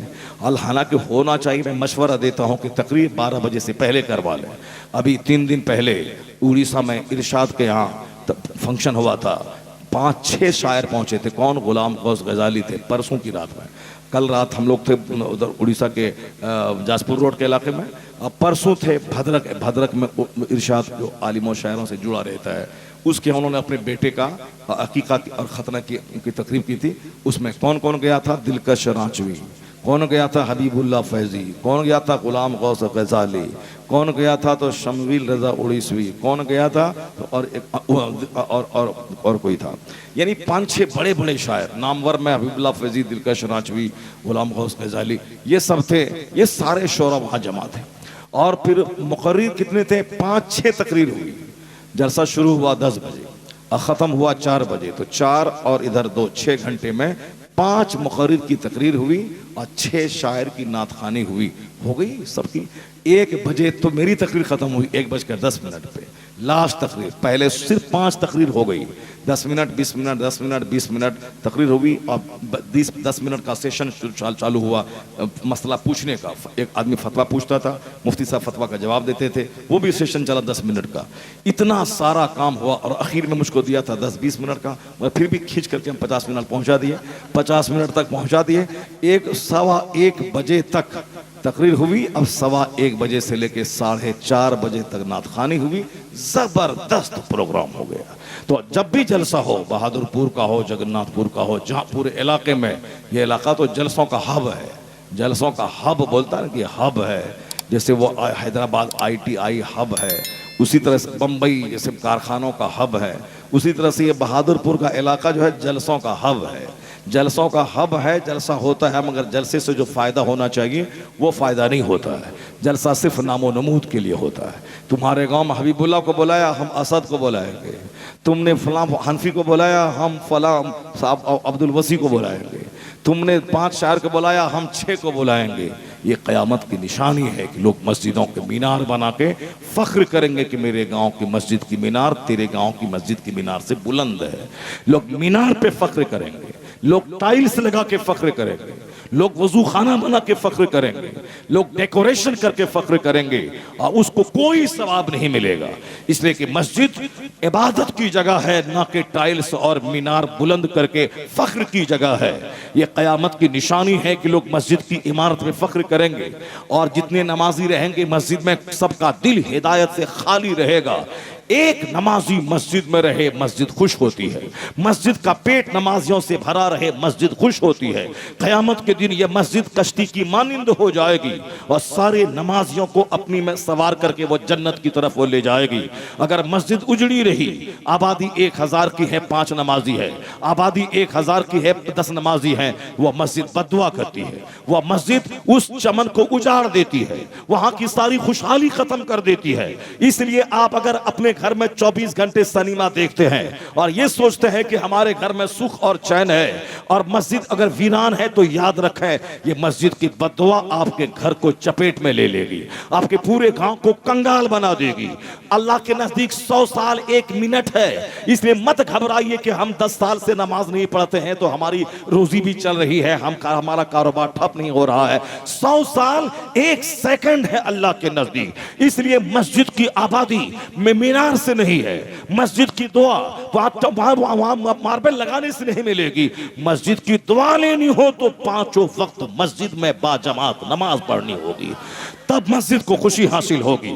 इसलिए अगर आपने जलसा करवाया और ये बोला कि जगन्नाथपुर से बड़ा जलसा मैंने करवाया, अगर आपने जलसा करवाया ये बोला कि साहब हमारा बहादुरपुर का जलसा, साहब उस गांव के जलसे से बड़ा जलसा हो गया, नहीं शाहपुर के जलसे से बड़ा जलसा हो गया, ये घमंड की बोली, उस जलसे की से एक फायदा नहीं होगा, एक नेकी नहीं मिलेगी। नेकी वही खालिस नेकी है जो नेकी अल्लाह को खुश करने के लिए किया जाए, जो रसूल पाक की खुशी की खातिर किया जाए। जलसा करना फर्ज नहीं है, नमाज पढ़ना फर्ज है। जलसा करना जरूरी नहीं है, शराब से बचना फर्ज है। शराब में लतपत है, जलसे का सिक्योरिटी बने हुए हैं। नमाज एक टाइम का नहीं पढ़ते हैं, जलसे का सदर बने हुए हैं। बेहतर था कि तू जलसे का सदर नहीं बनता, सारी जिंदगी अपने गांव में जलसा नहीं करवाता। शराब की एक बूंद अगर अंदर गई 40 दिन तक न कोई सजदा कबूल होगा, न कोई दुआ कबूल होगी। उसी हालत में अगर मर गया तो जन्नत की खुशबू उस पर हराम हो जाएगी। ये बता दे कि कहां इस्लाम क्या कहता है, तुम कौन सा इस्लाम का डंडा पकड़े हुआ है, इस्लाम क्या कहता है और तुम क्या किधर जा रहा है। ये फख्र और नामोनुमूद करने वाला ये किस इरादे से तू कर रहा है जलसा। अगर तुमने इरादा इसलिए किया ताकि हर जलसे के बाद 10 नमाजी बन जाए, हर जलसे के बाद 5 शराबी तौबा कर ले, हर जलसे के बाद लोगों को 10 मसाइल मालूम हो जाए, हर जलसे के बाद शादी ब्याह में जो गंदे रस्म है वह उसका खात्मा हो जाए, हर जलसे में 5 आदमी वादा करे कि हम मुतालबे जहेज जो रिश्वत है मुतालबे जहेज नहीं करेंगे, हम फर्नीचर तक नहीं लेंगे, हम सिर्फ एक दुल्हन को ला करके और वलीमा खिला करके हम सुन्नत को जिंदा करेंगे। हुजूर ने कहा है मेरी उम्मत के फसाद के जमाने में जो सुन्नत को मजबूती से पकड़े रहा उसे 100 शहीदों का सवाब मिलेगा। मेरी उम्मत के फसाद के जमाने मन तमस्सका बेसुन्नती इंदा फसाद उम्मती फलहू अजर मिअत शहीद। हुजूर फरमाते हैं जब मेरी उम्मत में फसाद फैल जाए, कोई किसी की बात मानने को तैयार न रहे, सुन्नतों पे अमल नहीं हो, लोग गैर सुन्नतों पे अमल करने के बाद फख्र महसूस करें, यानी जब सुन्नतों पे अमल करने वालों को बेवकूफ समझा जाता हो और गैर इस्लामिक कल्चर को लोग अपनाता हो, उस जमाने में अगर कोई गाली सुनकर, अगर कोई दूसरों का इल्जाम सुनकर, अगर कोई अपने मलामत सुनकर हुजूर की सुन्नत को मजबूती से थामे रखा, उसको एक नहीं अल्लाह के रसूल कहते हैं 100 शहीदों का अजर उसको मिलेगा। इस जमाने में दाढ़ी मुंडाने की रस्म आम है। हमने देखा बहादुरपुर में 70 साल का बुढ़ा भी दाढ़ी मुंडाता है और वह जलसे की सदारत करता है और वह जलसे का सदर बन के कुर्सी पर बैठता है। मैंने देखा जगन्नाथपुर में 70 साल का बूढ़ा भी दाढ़ी मुंडता है। क्यों? इसलिए कि उसकी बीवी उसको बोलती है कि दाढ़ी मुंड के चेहरा चिकना कर, ताकि तेरा चेहरा चिकना रहेगा तो अच्छा रहेगा, और चेहरे पे दाढ़ी जंगल की तरह अच्छा नहीं लगती है। जंगल, ये दाढ़ी जंगल हो गई और फिर और अपनी बीवी को खुश करने के लिए इस जंगल को मूंड रहा है। यह जंगल है, इस जंगल को साफ करना है क्योंकि उसको अच्छी नहीं लगती है। अल्लाह नाराज रहे चलेगा, रसूलुल्लाह नाराज रहे चलेगा, गौसे पाक नाराज रहे चलेगा, गरीब नवाज नाराज रहे चलेगा, मुजाहिदे मिल्लत नाराज रहे चलेगा, ताजुश शरिया नाराज रहे चलेगा। सिर्फ ये झंडा उठा के ताजुश शरिया मुजाहिदे मिल्लत करने से कुछ नहीं मिलेगा। मुजाहिदे मिल्लत की रूह उस वक्त खुश होगी जब तुम सुन्नतों पे अमल करेगा। झंडा नहीं भी उठाए, मुजाहिदे मिल्लत की दुआ तेरे साथ रहेगी, ताजुश शरिया की दुआ तेरे साथ रहेगी, क्योंकि ये वो बुजुर्गाने दीन है जो तुम्हारे झंडे से खुशी नहीं होती, सुन्नतों पे अमल से उनकी रूह को खुशी हासिल होती है। इसीलिए जलसे का सदर है साहब, सुन्नत गायब है, जलसे का सेक्रेटरी है, सुन्नत गायब है। 70 साल का बूढ़ा है, इसको और जवान होने की तमन्ना है। आला हजरत से किसी ने पूछा था, हुजूर ये काला खिजाब लगाना कैसा है? और आजकल ये बीमारी भी आम हो रही है, काला खिजाब लगाने की बीमारी, ताकि मेरा बुढ़ापा छुपा रहे, मैं 65 साल के बावजूद भी 25 साल का यंग मैं दिखूं, ताकि बीवी मेरी मर जाए तो फिर किसी को अपनी बेटी देने में कोई तरद्दुद न हो, वह समझ ले कि हाँ ये 25 साल और 35 साल का छकड़ा बैल है, इसको दे दिया जाए। और ये साहब ये बूढ़ा नहीं है। कब क्या कब आला हजरत से पूछा गया, हुजूर ये काला खिजाब, कहा काला खिजाब लगाना हराम है। और आला हजरत से कहा गया वो जवानी को छुपाने के लिए बुढ़ापे में लोग लगाते हैं, तो आला हजरत ने कहा था कि बैल की सींग में तेल लगाने से बैल जवान नहीं होता है। इसी तरह से काला खिजाब यहाँ बाल में लगा के काला कर लिया, मगर ये रग को क्या करेगा, ये पुट्ठे को क्या करेगा, ये आसार को क्या करेगा, ये हड्डी को क्या करेगा, ये उम्र के तकाज़ों को क्या करेगा। 25 साल की जवानी की ताकत 65 साल में कहां से तू ला पाएगा? नहीं मिलेगी ताकत। क्यों लगाता है खिजाब, क्यों नाराज करता है खुदा को? दाढ़ी मूंडने से जवान हो जाएगा, या हाथ कप कपा रहा है और दाढ़ी मूंडने से जवान हो जाएगा। और साहब इधर दाढ़ी मूंडने से इसको जवान कहलाएगा। न बीवी डरेगी तुझसे और न कोई बेटी तुझको देगा। और अगर सुन्नत पर अमल किया तो सुन्नत की जब ताकत रंग लाएगी तो 80 साल के बुढ़ापे में भी बादशाह वक्त अपनी बेटी तुझको देने को तैयार हो जाएगा। सुन्नत पे आमिल में बला की ताकत होती, सुन्नत पर अमल करने में। इसलिए तमाम खुराफात, वाहियात और बिदात को छोड़ दे, सुन्नतों पे अमल कर, दाढ़ी रख, नमाज़े पंजगाना पाबंदी से पढ़। अगर तुमने ऐसा रखा, मुजाहिद मिल्लत राजी होंगे, आला हजरत राजी होंगे, गौसे आजम राजी होंगे। और मुस्तफा कहते हैं मेरी उम्मत के फसाद के जमाने में, जबकि आम तौर पर सुन्नतों पे अमल न करने का रिवाज हो, उस जमाने में सुन्नत पे अमल करने वाले को लोग लानत मलामत करते हो, तो उस जमाने में कोई सब कुछ सह करके जो सुन्नत पे अमल करेगा, हुजूर कहते हैं मेरी उम्मत के फसाद के जमाने में जो सुन्नत की रस्सी को थामे रखा, अल्लाह उसे 100 शहीदों के बराबर अजर अता फरमाएगा। जहां सारे लोग दाढ़ी रख रहे हैं वहां दाढ़ी रखना कमाल नहीं है। जहां सारे लोग नमाज पढ़ रहे हैं वहां नमाज पढ़ना कमाल नहीं है। जहां सारे लोग तिलावत कर रहे हैं वहां तिलावत करना कमाल नहीं है। जहां सारे लोग फिजिक्स, केमिस्ट्री और फिल्में देख रहे हैं वहां कुरान पाक पढ़ना कमाल की बात है। जहां सारे लोग दाढ़ी मूंड रहे हैं उन माहौल में दाढ़ी, मुंडों के माहौल में दाढ़ी रखना यह कमाल की बात है। जहां लोग शादी ब्याह में मुतालबे जहेज करके शादी को बेबरकत बना रहे हैं वहां मुतालबे जहेज को पांव के नीचे रौंद कर सादगी और सुन्नत पे अमल करना यह कमाल की बात है। आज हम कहते हैं कि साहब कौन चलता है, कौन अमल करता है? अल्लाह है, अल्लाह देख रहा है। ये जो आज सारे लोग अपने बेटों की नाफरमानी की शिकायत लेके मौलाना के पास पहुंचते हैं, हजरत मेरा बेटा शादी हुई वो सास का गुलाम हो गया, मेरा बेटा शादी हुई ससुर का गुलाम हो गया। वो अपने भाई से मुंह लटका के बात करता है और अपने साला को भाई जान करके घंटों घंटों तक बात करता है। अपनी बहन के घर नहीं जाता और अपनी साली से घंटों बात करता है। उसके साथ वो मार्केट घूम रहा है। वो सास अम्मा बोल रही है, ससुर अब्बा आ रहे हैं। और साहब ईद के दिन में अपने बाप को डॉक्टर मार का लुंगी देता है और अपने ससुर को चांद मार का हाई क्लास का 100/100 वह 1000 रुपए की लुंगी अपने ससुर को देता है कि ससुर है, ससुर को सम्मान दे रहा है, ससुराल वाले को मान रहा है। ससुराल का बच्चा भी आ जाए तो फौरन बिरयानी बना के खिलाता है। और अपनी फूफी, अपनी चची, अपनी खाला, अपनी बहन आ जाए, ये साहब ऐंठ के चला जाता है, बाजार से सामान तक नहीं लाता है। हुजूर तावीज दे दीजिए कि मेरा बच्चा बिगड़ गया, ससुराल वाले का गुलाम हो गया है, जरा कम से कम ये गुलामी करना छोड़ दे। मैंने पढ़ाया, मैंने लिखाया, मेरी दौलत, मेरा घर, मेरा मकान, मेरा बच्चा, मैंने सब कुछ किया, लेकिन आज ये मुझको बाप कहने को तैयार नहीं है। आज मेरे सामने बैठकर बात करने को तैयार नहीं है, अपनी माँ के पास बैठने को तैयार नहीं है। मैं कहता हूं ये तो हालात की वजह से ऐसा हुआ है, लेकिन इसमें 100% कसूर उस माँ बाप का भी है जिस माँ बाप ने अपने बच्चों को फिजिक्स पढ़ाया, कुरान नहीं पढ़ाया, केमिस्ट्री पढ़ाया, कुरान नहीं पढ़ाया, फिल्म दिखलाया, मुस्तफा जान रहमत की हदीस के फैजान पर गुफ्तगू नहीं की। 100% कसूर उसका है। वह मास्टर के पास ले गया, कोचिंग सेंटर ले गया, आलिम के पास लाके नहीं बोला इसको हदीस सिखाइए, इसको तहजीब सिखाइए, इसको हुजूर की सुन्नत सिखाइए। अपने बच्चे को बोला मौलाना के चक्कर में मत पड़ना, ये मौलाना मौलवी ये चंद सिक्के के मालिक हैं। वो आएगा, बोलेगा, पैसा लेगा, चला जाएगा, आएगा, तरावी पढ़ाएगा, पैसा लेके चला जाएगा। और ज्यादा इससे दोस्ती किया ये ज़कात मांगेगा, ये खैरात मांगेगा, ये चर्म कुर्बानी मांगेगा, ये फितरा मांगेगा या उश्र मांगेगा तो उसको कंगाल बना देगा। मौलवी के चक्कर में मत पड़ना। दाढ़ी रखवा देगा, जवानी में पंजाबी पहनवा देगा, और जब कोई बेटी तुझको नहीं देगा अगर दाढ़ी तूने रख लिया। हमने ही अपने बेटे को आलिमों से दूर किया था कि मौलवी के चक्कर में मत पड़ना।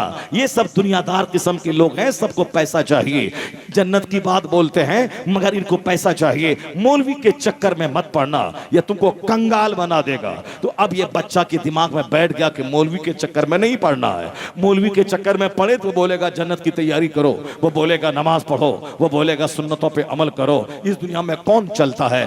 दूर से सलाम का अस्सलाम वालेकुम मौलवी साहब, बाकी मौलवी के पास बैठ के उसकी बात मत सुनना, सलाम कर देना। कभी 5 टका रहे उनके हाथ में दे देना, 100 रुपए है ईद के दिन नजराना दे देना, 100 रुपए है उसको दे देना, उनकी बात मत सुनना। और अब जब बच्चा जवान हुआ, आलिमों की गुफ्तगू नहीं सुन रहा है, उनके पास नहीं बैठ रहा है, अब वो देख रहा है कि हमारी बीवी से मेरी ख्वाहिशात की तकमील हो रही है, या मेरी बीवी की माँ है, या मेरी बीवी का बाप है, या मेरी बीवी का भाई है, वो अपने ख्वाहिशात की तकमील की खातिर बीवी की मोहब्बत में साली से प्यार कर रहा है, वो अपने ससुर को इज्जत दे रहा है, वो अपने साला को भाईजान कह रहा है, और अपनी माँ को अपने लिए बोझ समझ रहा है। तो 100% कसूर उस बाप का है जिसने मौलवी से दूर रखवा के अपने बच्चों को अपने से दूर किया, ससुराल वाले का गुलाम किया। अगर मौलवी के पास तेरा बच्चा जाता तो मौलवी बताता बाप तुम्हें पुख्ता मकान दे न दे, जमीन दे न दे, ये बाप जन्नत का दरवाजा है, कभी उसको तकलीफ मत पहुंचाना, बाप नाराज हुआ खुदा नाराज हो जाएगा। हदीस में आया है, मुस्तफा कहते हैं माँ की कदमों को जो चूम लेता हो ऐसा है जैसे जन्नत की चौखट को बोसा दे रहा हो। माँ को जो मोहब्बत से माँ बाप के चेहरे को देखता हो, हर नजर के बदले में मकबूल हज का अज्र अल्लाह उसके नामे अमाल में लिख देता है। 50,000 खर्च करके गया, 5 लाख हज को गया, हज कबूल हुआ या ना हुआ कोई जमानत नहीं है, लेकिन यहाँ हुजूर कहते हैं जो मोहब्बत से माँ बाप का चेहरा देखे, हर नजर के बदले में मबरूर हज का अज्र अल्लाह देता है। हज मबरूर का मतलब वो हज जो कबूल हो गया हो, जो हज कबूल ना हुआ हो वो हज चेहरे पे मार दिया जाता है, और हाजी हज से लौटने के बाद पहले से ज्यादा बदअमल हो जाता है। यह इस बात की दलील है कि इसके हज को कबूल नहीं किया गया, इसका हज इनके चेहरे पे मार दिया गया। जो हाजी हज से वापस आया, जो हाजी हज से वापस आया, बेनमाजी का बेनमाजी है, जमात से नहीं नमाज पढ़ता है, बेनमाजी का बेनमाजी है, पहले से ज्यादा झूठ बोलने लगा, पहले से ज्यादा रुपए की मोहब्बत में पागल हो गया, पहले से ज्यादा बदअमल और सुन्नतों से खाली हो गया। समझ आया कि ये सिर्फ गया और आया, फोटो देख लिया, इसको वहां का सफर हरमैन का कोई फैज नहीं मिला।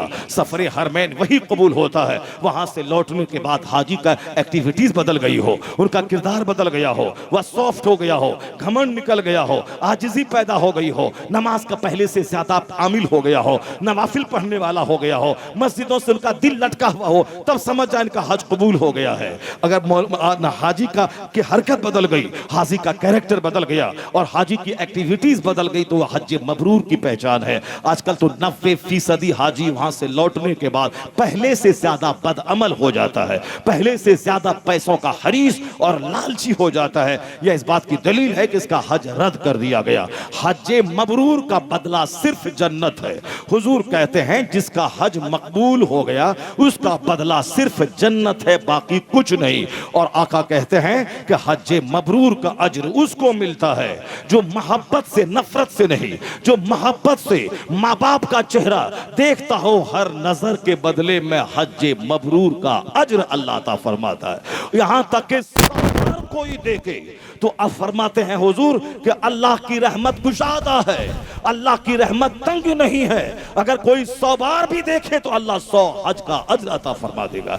यहां जिसके चेहरे देखने में हज का अज्र मिलता, ये मौलाना तो हमने कहा मौलाना के पास मत जाना, मौलाना से नफरत दिलाया, इसलिए मौलाना की तकरीर वो नहीं सुना, मौलाना से दूर रहा। अब सास प्यारी है, माँ प्यारी नहीं है, ये इसके जिम्मेदार वो बाप है जिसने आलिम से नफरत दिलाया, इसके जिम्मेदार वो घर वाले हैं जिसने अपने बच्चों की गुट्टी में इस्लाम और इस्लाम बताने वाले आलिमों की मोहब्बत नहीं पिलाई। आज जब बच्चा उजड़ गया है तो तावीज मांगने आ रहे हैं, आज जब बच्चा बिक गया है ससुराल वालों के हाथों, आज तावीज मांगने आ रहे हैं। 1 करोड़ तावीज अगर आप बच्चों के गले में बांध दें तो जिसकी नहुसत की वजह से वह बिगड़ा है वह नहुसत तावीज से दूर नहीं होगी। ऐसा कहीं होता है कि आम का पेड़ मैं लगा दूं और वहां तावीज डाल दूं कि इसमें से सेब निकले, नहीं होगा ऐसा। आम के पेड़ में 1 लाख तावीज देने से सेब नहीं निकलेगा। मैं लीची का पेड़ लगाऊं उसमें 1 लाख तावीज डाल दूं, यहाँ से नाशपाती निकले, ऐसा नहीं होता है। जैसा बीज हो, जैसा दरख्त हो, वैसा ही फल पैदा होता है। मैं खेत में धान लगा दूं और मैं बोलूं 1 लाख तावीज दे दूं यहाँ से गेहूं निकल जाए, नहीं होता है ऐसा। मैंने जिस बुनियाद पर अपने बाल बच्चों के कैरेक्टर की बुनियाद रखी है और उसी पर उसकी नशो नमा हुई है, परवरिश हुई है, और आज मैं चाहूं कि ये हमारा फर्मा बरदार हो जाए, नहीं होगा। बच्चों को फर्मा बरदार बनाने के लिए जो मुस्तफा ने जो कानून दिया है उस कानून पे अमल करना होगा। सरकार दो जहां फरमाते हैं लड़का हो या लड़की, उन दोनों में फर्क नहीं पैदा करना पड़ेगा। लड़की हो तो भी, लड़का हो तो भी, उन दोनों को कुदरत की का एक अतिया और तोहफा समझकर, उसको अल्लाह का एक गिफ्ट और अल्लाह का तोहफा समझकर उसको देना पड़ेगा और अल्लाह का शुक्र अदा करना होगा। हुजूर हबीब मिल्लत की आमद हो रही है, सारे लोग खड़े हो जाएं। हबीब मिल्लत, नारे तकबीर, नारे रिसालत, हुजूर हबीब मिल्लत, नवासे हुजूर मुजाहिदे मिल्लत, जानशीने हुजूर मुजाहिदे मिल्लत, नारे तकबीर, नारे रिसालत, हज़रत अल्लामा मुफ्ती डॉक्टर शहरियार रज़ा साहब क़िबला, नारे तकबीर, नारे रिसालत। बैठ जाओ बस। वो अब चेयर पर नहीं बैठेंगे, वो चेयर पर बैठेगा 4 बज जाएगा, बस अब ख़त्म कर देंगे। बैठ जाए। हुजूर हबीब मिल्लत तशरीफ़ ले आए। 3:22 हो रहे हैं। अब मैं मुख्तसर अपना बयान करता हूँ। हज़रत के चेहरे को आप देखते रहें और अपने दिल की दुनिया को सजाते रहें। बैठ जाएँ सारे लोग, बैठ जाएँ। अल्लाह तबारक व तआला हमारे हज़रत का साया हम सबों पे देर तक कायम फरमाए। मुजाहिद मिल्लत की यादगार हैं हबीब मिल्लत। उड़ीसा और बंगाल ही नहीं बल्कि पूरे तैयार की आबरू हैं हबीब मिल्लत। सादगी देखकर मुजाहिद मिल्लत की याद ताज़ा हो जाती है। हर साल हरमैन शरीफैन का सफ़र करते हैं, वहाँ से आते हैं। पहले लोग कहते थे कि शुगर के मरीज़ हो गए हैं, कमज़ोर हो गए हबीब मिल्लत, अब अल्लाह इनको सेहत दे, तंदुरुस्ती दे। मगर जब मदीना से लौट के आते हैं तो फिर 2-4 साल के लिए नई तवानाई लेके आ जाते हैं। सुभान अल्लाह। मदीना पावर हाउस है, वहाँ जाते हैं, वहाँ से पावर लेके आते हैं। आज से 15 साल पहले मैंने देखा था, उससे ज़्यादा मजबूत आज मैं देख रहा हूँ, इसलिए कि हरमैन तैयबैन का फैज़ लेके आते हैं। आज साल के 360 दिन हिंदुस्तान में बांटते रहते हैं। सुभान अल्लाह। कभी कभी 3 घंटे की तकरीर वो काम नहीं करती है जो 3 मिनट इन लोगों का मजलिस में बैठना काम कर जाता है। सरकार मुफ्ती आज़म हिंद रज़ी अल्लाह तआला अन्हु, वो मैं तकरीर नहीं करते थे, मुफ्ती आज़म हिंद महफिल में आके कभी कभार 1 घंटा 2 घंटा बैठ जाते थे। तकरीर सुनने के बाद बेनमाजी नमाजी नहीं बनता हो, मुफ्ती आज़म हिंद को देखने के बाद बेनमाजी नमाजी बन जाता था। अपने चेहरे को मूंढने वाला, उनको देखने के बाद उनके सीने में एक भूचाल पैदा होता था, वह सुन्नतों का आमिल बन जाता था। नेक लोग, सिंपल लोग, सादे लोग उन बुजुर्गों की याद ताज़ा करते हैं। आजकल छोकरा सब जो नात खानी करता है, छोकरा सब जो मुकर्रिर बने हुआ है, उनका कपड़ा देखिए तो आप देख के दंग रह जाएंगे। पायजामा अलग कलर का, जुब्बा अलग कलर का, पगड़ी अलग कलर की, तौलिया अलग कलर का, और साहब एक दिन में 5 पगड़ी बदलना है, 5 पगड़ी बदलना। हम तो समझते थे ये मोदी जी है, एक दिन में 5 जैकेट बदलता है, मगर ये मौलवी साहब मोदी जी को पीछे छोड़ दिया, अब एक दिन में 5 पगड़ी बदलता है। रास्ते में अलग, वहाँ अलग, स्टेज पर अलग, स्टेशन पे अलग। ये पगड़ी बदलने वाला सोचता है कि पगड़ी बदल बदल के सारा हिंदुस्तान फतह कर लेंगे, नहीं होता है। हिंदुस्तान फतह करने के लिए सिंपल बनना होगा, सादा बनना होगा। नुमाइश से काम नहीं चलता है। हुजूर की सुन्नतों पे अमल करने से दिल की दुनिया बदल जाती है। लोगों के दिलों को जीतने के लिए पेचीदगी नहीं, लिबास का धौंस नहीं दिखाना होगा। लोगों का दिल जीतने के लिए मुजाहिदे मिल्लत की सादगी इख्तियार करनी होगी। मैं कभी कभी कहता हूँ वह शहजादा था, एक स्टेज का, एक रऊफ या स्टेट का शहजादा था। रईस आज़म उड़ीसा थे। वह चाहते तो सुबह अमेरिका में और शाम इंग्लैंड में करते, रोजाना 10 लिबास बदलते। लेकिन जिन लोगों ने मुजाहिदे मिल्लत को देखा है, उनका आज भी बयान है कि वही सिंपल सी टोपी, वही सिंपल सा कुर्ता, वही सिंपल सी लुंगी, वही सफेद रंग सुन्नतों के मुताबिक, मगर चेहरे पे सुन्नत पे अमल की वो हैबत थी, हुकूमत वक्त के कारिंदे थर्रा जाते थे जब उस ज़ईफ मुजाहिद मिल्लत का चेहरा देखते थे। सुन्नतों के पर अमल करने में धमक महसूस होती है, सरकार की सुन्नतों पे अमल करने से रूहानी ताकत मिलती है। आजकल जो जवान नहीं करते वो काम करके मुजाहिद मिल्लत ने दिखला दिया है। आलिम बनना और है, मुजाहिद बनना और है। मुजाहिद मिल्लत आलिम बाअमल भी थे, वह शेखुल इस्लाम भी थे, वह बहुत बासलाहियत मुदर्रिस भी थे, मगर सबके ऊपर में मुजाहिदाना रंग चढ़ गया कि आलिम दरसगाह में बैठकर दर्स देता है, मगर कोई बात आती है तो मैदान में नहीं जा पाता है। मुजाहिद मिल्लत आंखों में आंखें डालकर, हुकूमत वक्त की आंखों में आंखें डालकर बात करते थे। वो उस मुजाहिद का नाम है जो तसव्वुफ और सुलूक की राह पे चल के दूसरे ममालिक में जाके मजहब अहले सुन्नत का झंडा गाड़ दिया है। मुजाहिद मिल्लत जेल में रहकर जेलर को तंग कर दिया है। मुजाहिद मिल्लत सफर की भीड़ भाड़ में जनरल डब्बे में सफर करके उससे निकलकर नमाज पढ़ के मुझ जैसे कमजोर मौलवियों को जो भीड़ भाड़ का उज्र बताते हैं, उन लोगों के लिए एक मॉडल थे मुजाहिद मिल्लत, जो जनरल डब्बे में सफर करने के बाद भी तहज्जुद की नमाज न छोड़ता हो, नमाज पंजगाना न छोड़ता हो, सुन्नतों पर अमल न छोड़ता हो। सुन्नतों पे अमल, नमाजों की पाबंदी और सादगी ने वो ताकत अता कर दी कि जो काम बड़े बड़े सूफियों से ना हो सका वो काम मुजाहिद मिल्लत ने करके दिखला दिया। इसलिए उड़ीसा और बंगाल के लोगों को चाहिए वो बुज़दिल न बने, वो मायूस न रहे, उनका चेहरा उतरा हुआ न रहे। इसलिए कि बिहार में मुजाहिद मिल्लत की कब्र नहीं है, उत्तर प्रदेश में उनकी कब्र नहीं है, जिसकी कब्र पे हाजिर होने से आंखों में कुफ्र और शिर्क के खिलाफ आग पैदा हो जाती हो, उस मुजाहिद की कब्र उड़ीसा में है। जब अब लगे कि हिंदुस्तान में जीना अब मुश्किल हो गया, लगे कि अब हिंदुस्तान में इस्लाम का मुस्तकबिल तंग नजर आ रहा है, मुजाहिद की कब्र पे जाना, वहां से हौसला लेना और कहना कि तुमने इस्लाम मिटाने की ठान लिया है, तो अब हमने भी इस्लाम बचाने की ठान लिया है। अब हमने भी इस्लाम बचाने की ठान लिया है। और जिन जिन हरकतों से इस्लाम कमजोर हो रहा है, उन सारी बदअमली को पहले तुमको दूर करना होगा। अपनी बेटियों को जींस पहनाने से पहले बता दे कि इसका अंजाम क्या होगा। अपनी बेटी को टी शर्ट पहनाने से पहले सोच ले इसका अंजाम क्या होगा। अपनी बेटी को डॉक्टर इंजीनियर बनाने से पहले सोच ले कि इसका अंजाम क्या होगा। जो इस्लाम न सिखा के सिर्फ इंजीनियर बनाने के शौक में अपनी बेटी को बेपर्दा किया, वह तो अपनी बेटी का दुश्मन है वो बाप। इसलिए कि 99% जो औरत कमाने वाली होती है इंजीनियर डॉक्टर बनकर, उसका अपने शौहर से एडजस्टमेंट नहीं होता है। 99% यहाँ तो बगैर कमाए हम आपकी बीवी सर पे बैठ के शासन करती है, ये लाओ वो लाओ, ये नहीं दिया वो नहीं दिया। और जो खुद 1-1 लाख 2-2 लाख कमाने लगेगी, उसका हाल क्या होगा। वो शौहर से जंग करती है, नहीं ये पैसा मेरा है, मेरे बाप ने जमीन बेच के मुझको पढ़ाया है, तुम मेरा शौहर हो, तुम मुझको मेहर की रकम देगा, तुम मुझको खाना खिलाएगा, और ये पैसा जो मैं कमाती हूँ ये मैं अपने गरीब भाई को दूंगी, ये पैसा जो मैं कमाती हूँ ये अपने भतीजे को दूंगी, ये पैसा जो मैं कमाती हूँ ये मैं अपने बाप को दूंगी। शौहर बोलता तू मेरी बीवी है, तेरा सारा माल मेरा है, मैंने तुझको डॉक्टर समझ के शादी इसलिए किया है ताकि तेरी कमाई मेरी होगी। वो कहती नहीं नहीं, मेरे बाप ने मुझको पढ़ाया है। अब दोनों में जंग छिड़ती है, दोनों की मोहब्बत खत्म, दोनों का बिस्तर अलग, दोनों की जिंदगी में दरार। कभी कभार एक हो भी जाए मगर दिल एक नहीं होता। तो जिस औरत की जिंदगी सुकून से शौहर के पास न गुजरे, उसमें उसको डॉक्टर इंजीनियर बनाने का दखल है, तो वह बाप अपनी बेटी का दुश्मन है जो ऐसा इल्म दिया जिस इल्म की वजह से उसकी बेटी की जिंदगी आग में जल रही है। शौहर का प्यार कभी नहीं पाया, यहां तक कि झुंझला के शौहर से तलाक मांग लिया, यहां तक कि गैर मर्दों के साथ भाग गई। आज हजारों टीचर स्कूल में पढ़ाने वाली वो गैर मर्दों के साथ भाग गई, अपने शौहर को छोड़ दिया, शौहर से तलाक ले लिया। कौन है इसका जिम्मेदार? इसका जिम्मेदार नया कल्चर है, नई तहजीब है।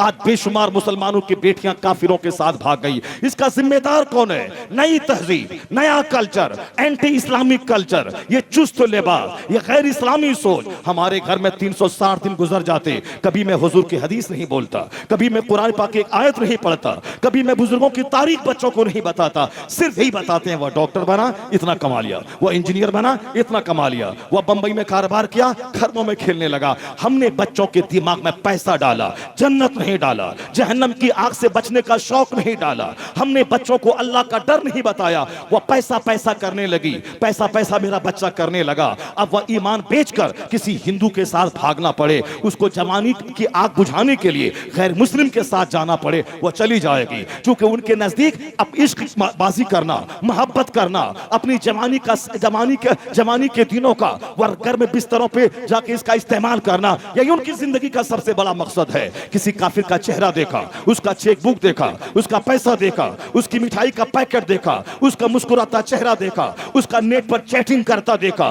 गैर मुस्लिमों के लाखों बच्चे वह नेट का इस्तेमाल करके चैटिंग कर रहे हैं, मुसलमानों की बेटियों को हाईजैक कर रहे हैं, उसको मुस्कुराता चेहरा देकर, आमदनी का झांसा देकर, उसके बदन को चूस कर उसके बदन के हजारों टुकड़े करके चौराहे पे फेंक देते हैं। 6 लाख मुसलमान की बेटियां दुबई में वहां सिस्कियां ले रही हैं, वह तवाइफ के कोटे पर रहने पर मजबूर है। क्यों? गैर मुस्लिम ने और मुसलमान लड़कों ने भी झांसा देकर उसको दुबई ले गया, फिर उसके बदन को 3 महीने निचोड़कर चौराहे पे उसे बेचकर उसके पैसे से वो भाग गया। अब वो न घर आ सकती है, न दूसरी शादी कर सकती है, न पुराना उसका लालच देने वाला शौहर आ सकता है। अपनी बेटियों को बताना होगा कि तेरा जाहिल रहना, कुरान पढ़ना, नमाजों का पाबंद रह के मर के जन्नत पहुंच जाना, यह बेहतर है ईमान के लुटाने से।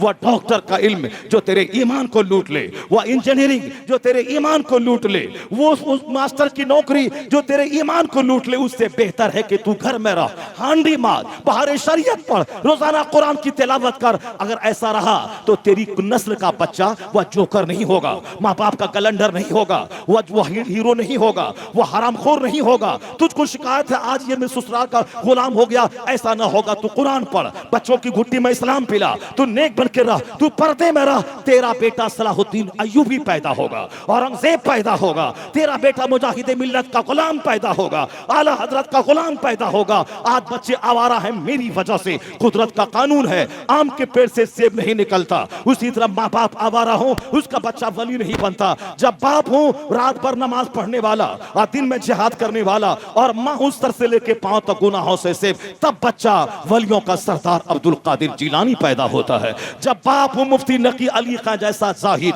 और माँ हो आबेदा जाहिदा, तब बेटा 14वीं सदी का मुजद्दिद अहमद रजा खां पैदा होता है। और जब दादा हो हुज्जतुल इस्लाम जैसा, और नाना हो मुफ्ती आजम हिंद जैसा, और फिर जब घर में माहौल हो मुफ्ती आजम हिंद की बेटी के तहज्जुद वाला माहौल, बाप मुफस्सिर आजम हिंद हो और मां तहज्जुद गुजार, अपने जेवरात को बेचकर मंज़िल इस्लाम के मुदर्रिसिन की तनख्वाह दिलाने वाली, जब मां बाप ऐसे हो तब बेटा 10 करोड़ कमोबेश मुरीदों का मुर्शिद हुजूर अख्तर रजा खां अज़हरी ताजु शरिया पैदा होता है।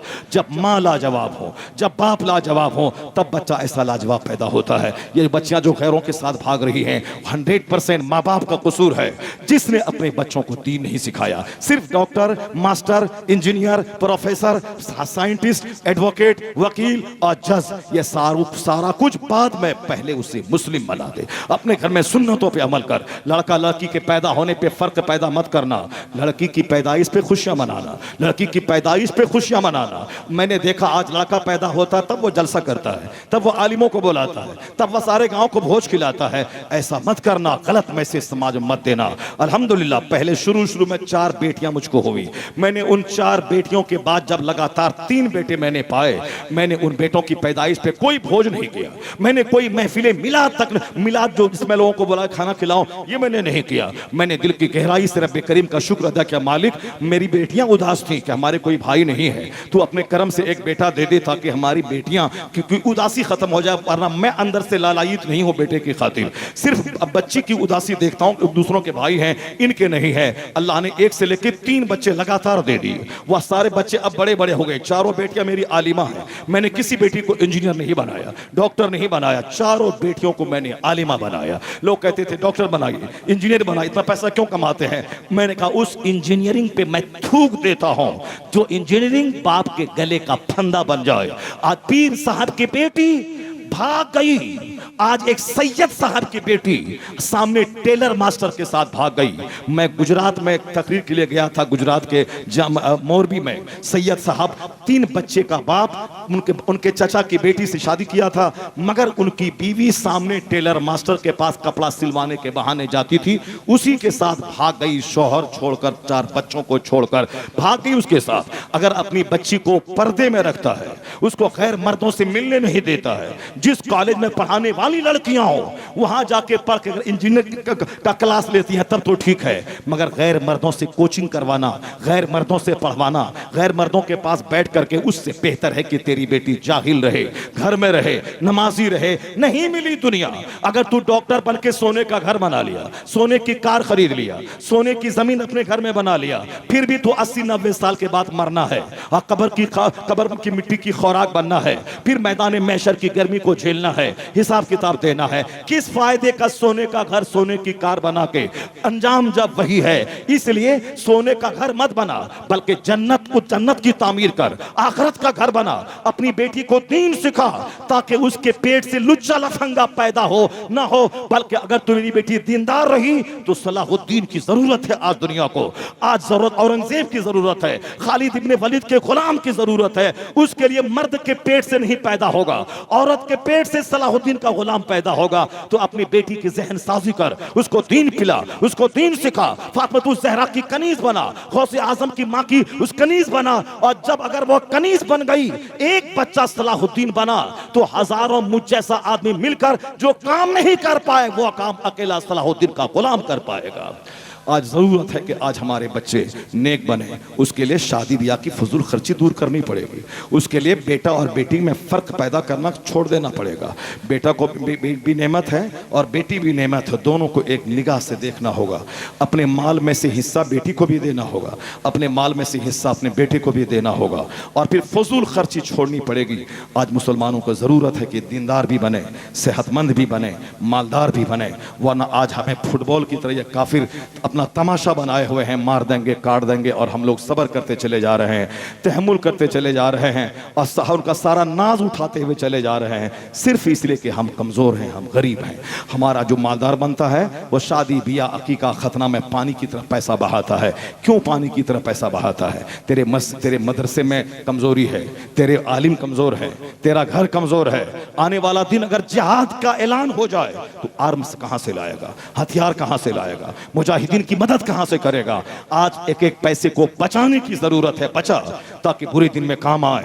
जिहाद के लिए तैयार रह और फिर उस पैसे को बचा के रख। अगर तेरे घर में बहू बेटी की इज्जत लूटने के लिए कोई हमला करे ताकि उसके डेने तोड़ सके, उसकी कमर तोड़ सके, उसकी गर्दन काट सके, उसके लिए माल चाहिए, माल बचा के रख। शादी मस्जिद में कर, 5 आदमी के बीच कर। ये डेकोरेशन, ये कार्ड छपाई, ये नाम नमूद को पांव के नीचे रौंद दे।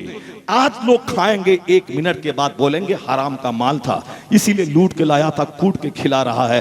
वो दूसरों की तारीफ मत तलाश कर, अल्लाह रब्बुल इज्जत के नजदीक अल्लाह की खुशी तलाश कर, मुस्तफ़ा की खुशी तलाश कर। फजूल खर्ची छोड़ दे। नमाजों की पाबंदी से ताकत मिलती है, रोजे की पाबंदी से ताकत मिलती है, सदक़ात व खैरात से ताकत मिलती है। आज हमें ताकतवर बनने की जरूरत है, आज हमें दौलतमंद बनने की जरूरत है। नमाज, रोजे, हज और ज़कात का सिस्टम ये हमारे सीने को मजबूत करते हैं, ये हमें रूहानी ताकत देते हैं, और सादगी और सिंपलिसिटी से दौलत बची रहती है। इसे फजूल खर्ची को त्याग दें, नाम नमूद वाला सारा काम छोड़ दें। अल्लाह की खुशनुदी की खातिर अब काम करते रहें, फिर देखें अल्लाह जब राजी होगा तो बच्चों में फरमाबरदारी देगा, घर में सुकून देगा, कारोबार में बरकत देगा। नीयत अच्छी रहेगी तो अल्लाह मुश्किलात में आसानियां पैदा फरमा देगा। अल्लाह तबारक व तआला हमको और आपको सबों को नेक बनने की तौफीक अता फरमाए। अल्लाह ताला हम सबों को सुन्नतों पे अमल करने की तौफीक अता फरमाए। अल्लाह तमाम फजूल खर्ची से हम सबों को बचने की तौफीक अता फरमाए। अल्लाह हमें सादगी के साथ तक़वा वाली, परहेजगारी वाली जिंदगी गुजारने की तौफीक अता फरमाए। आमीन। व आखिरु दावाना अनिल हम्दुलिल्लाहि रब्बिल आलमीन।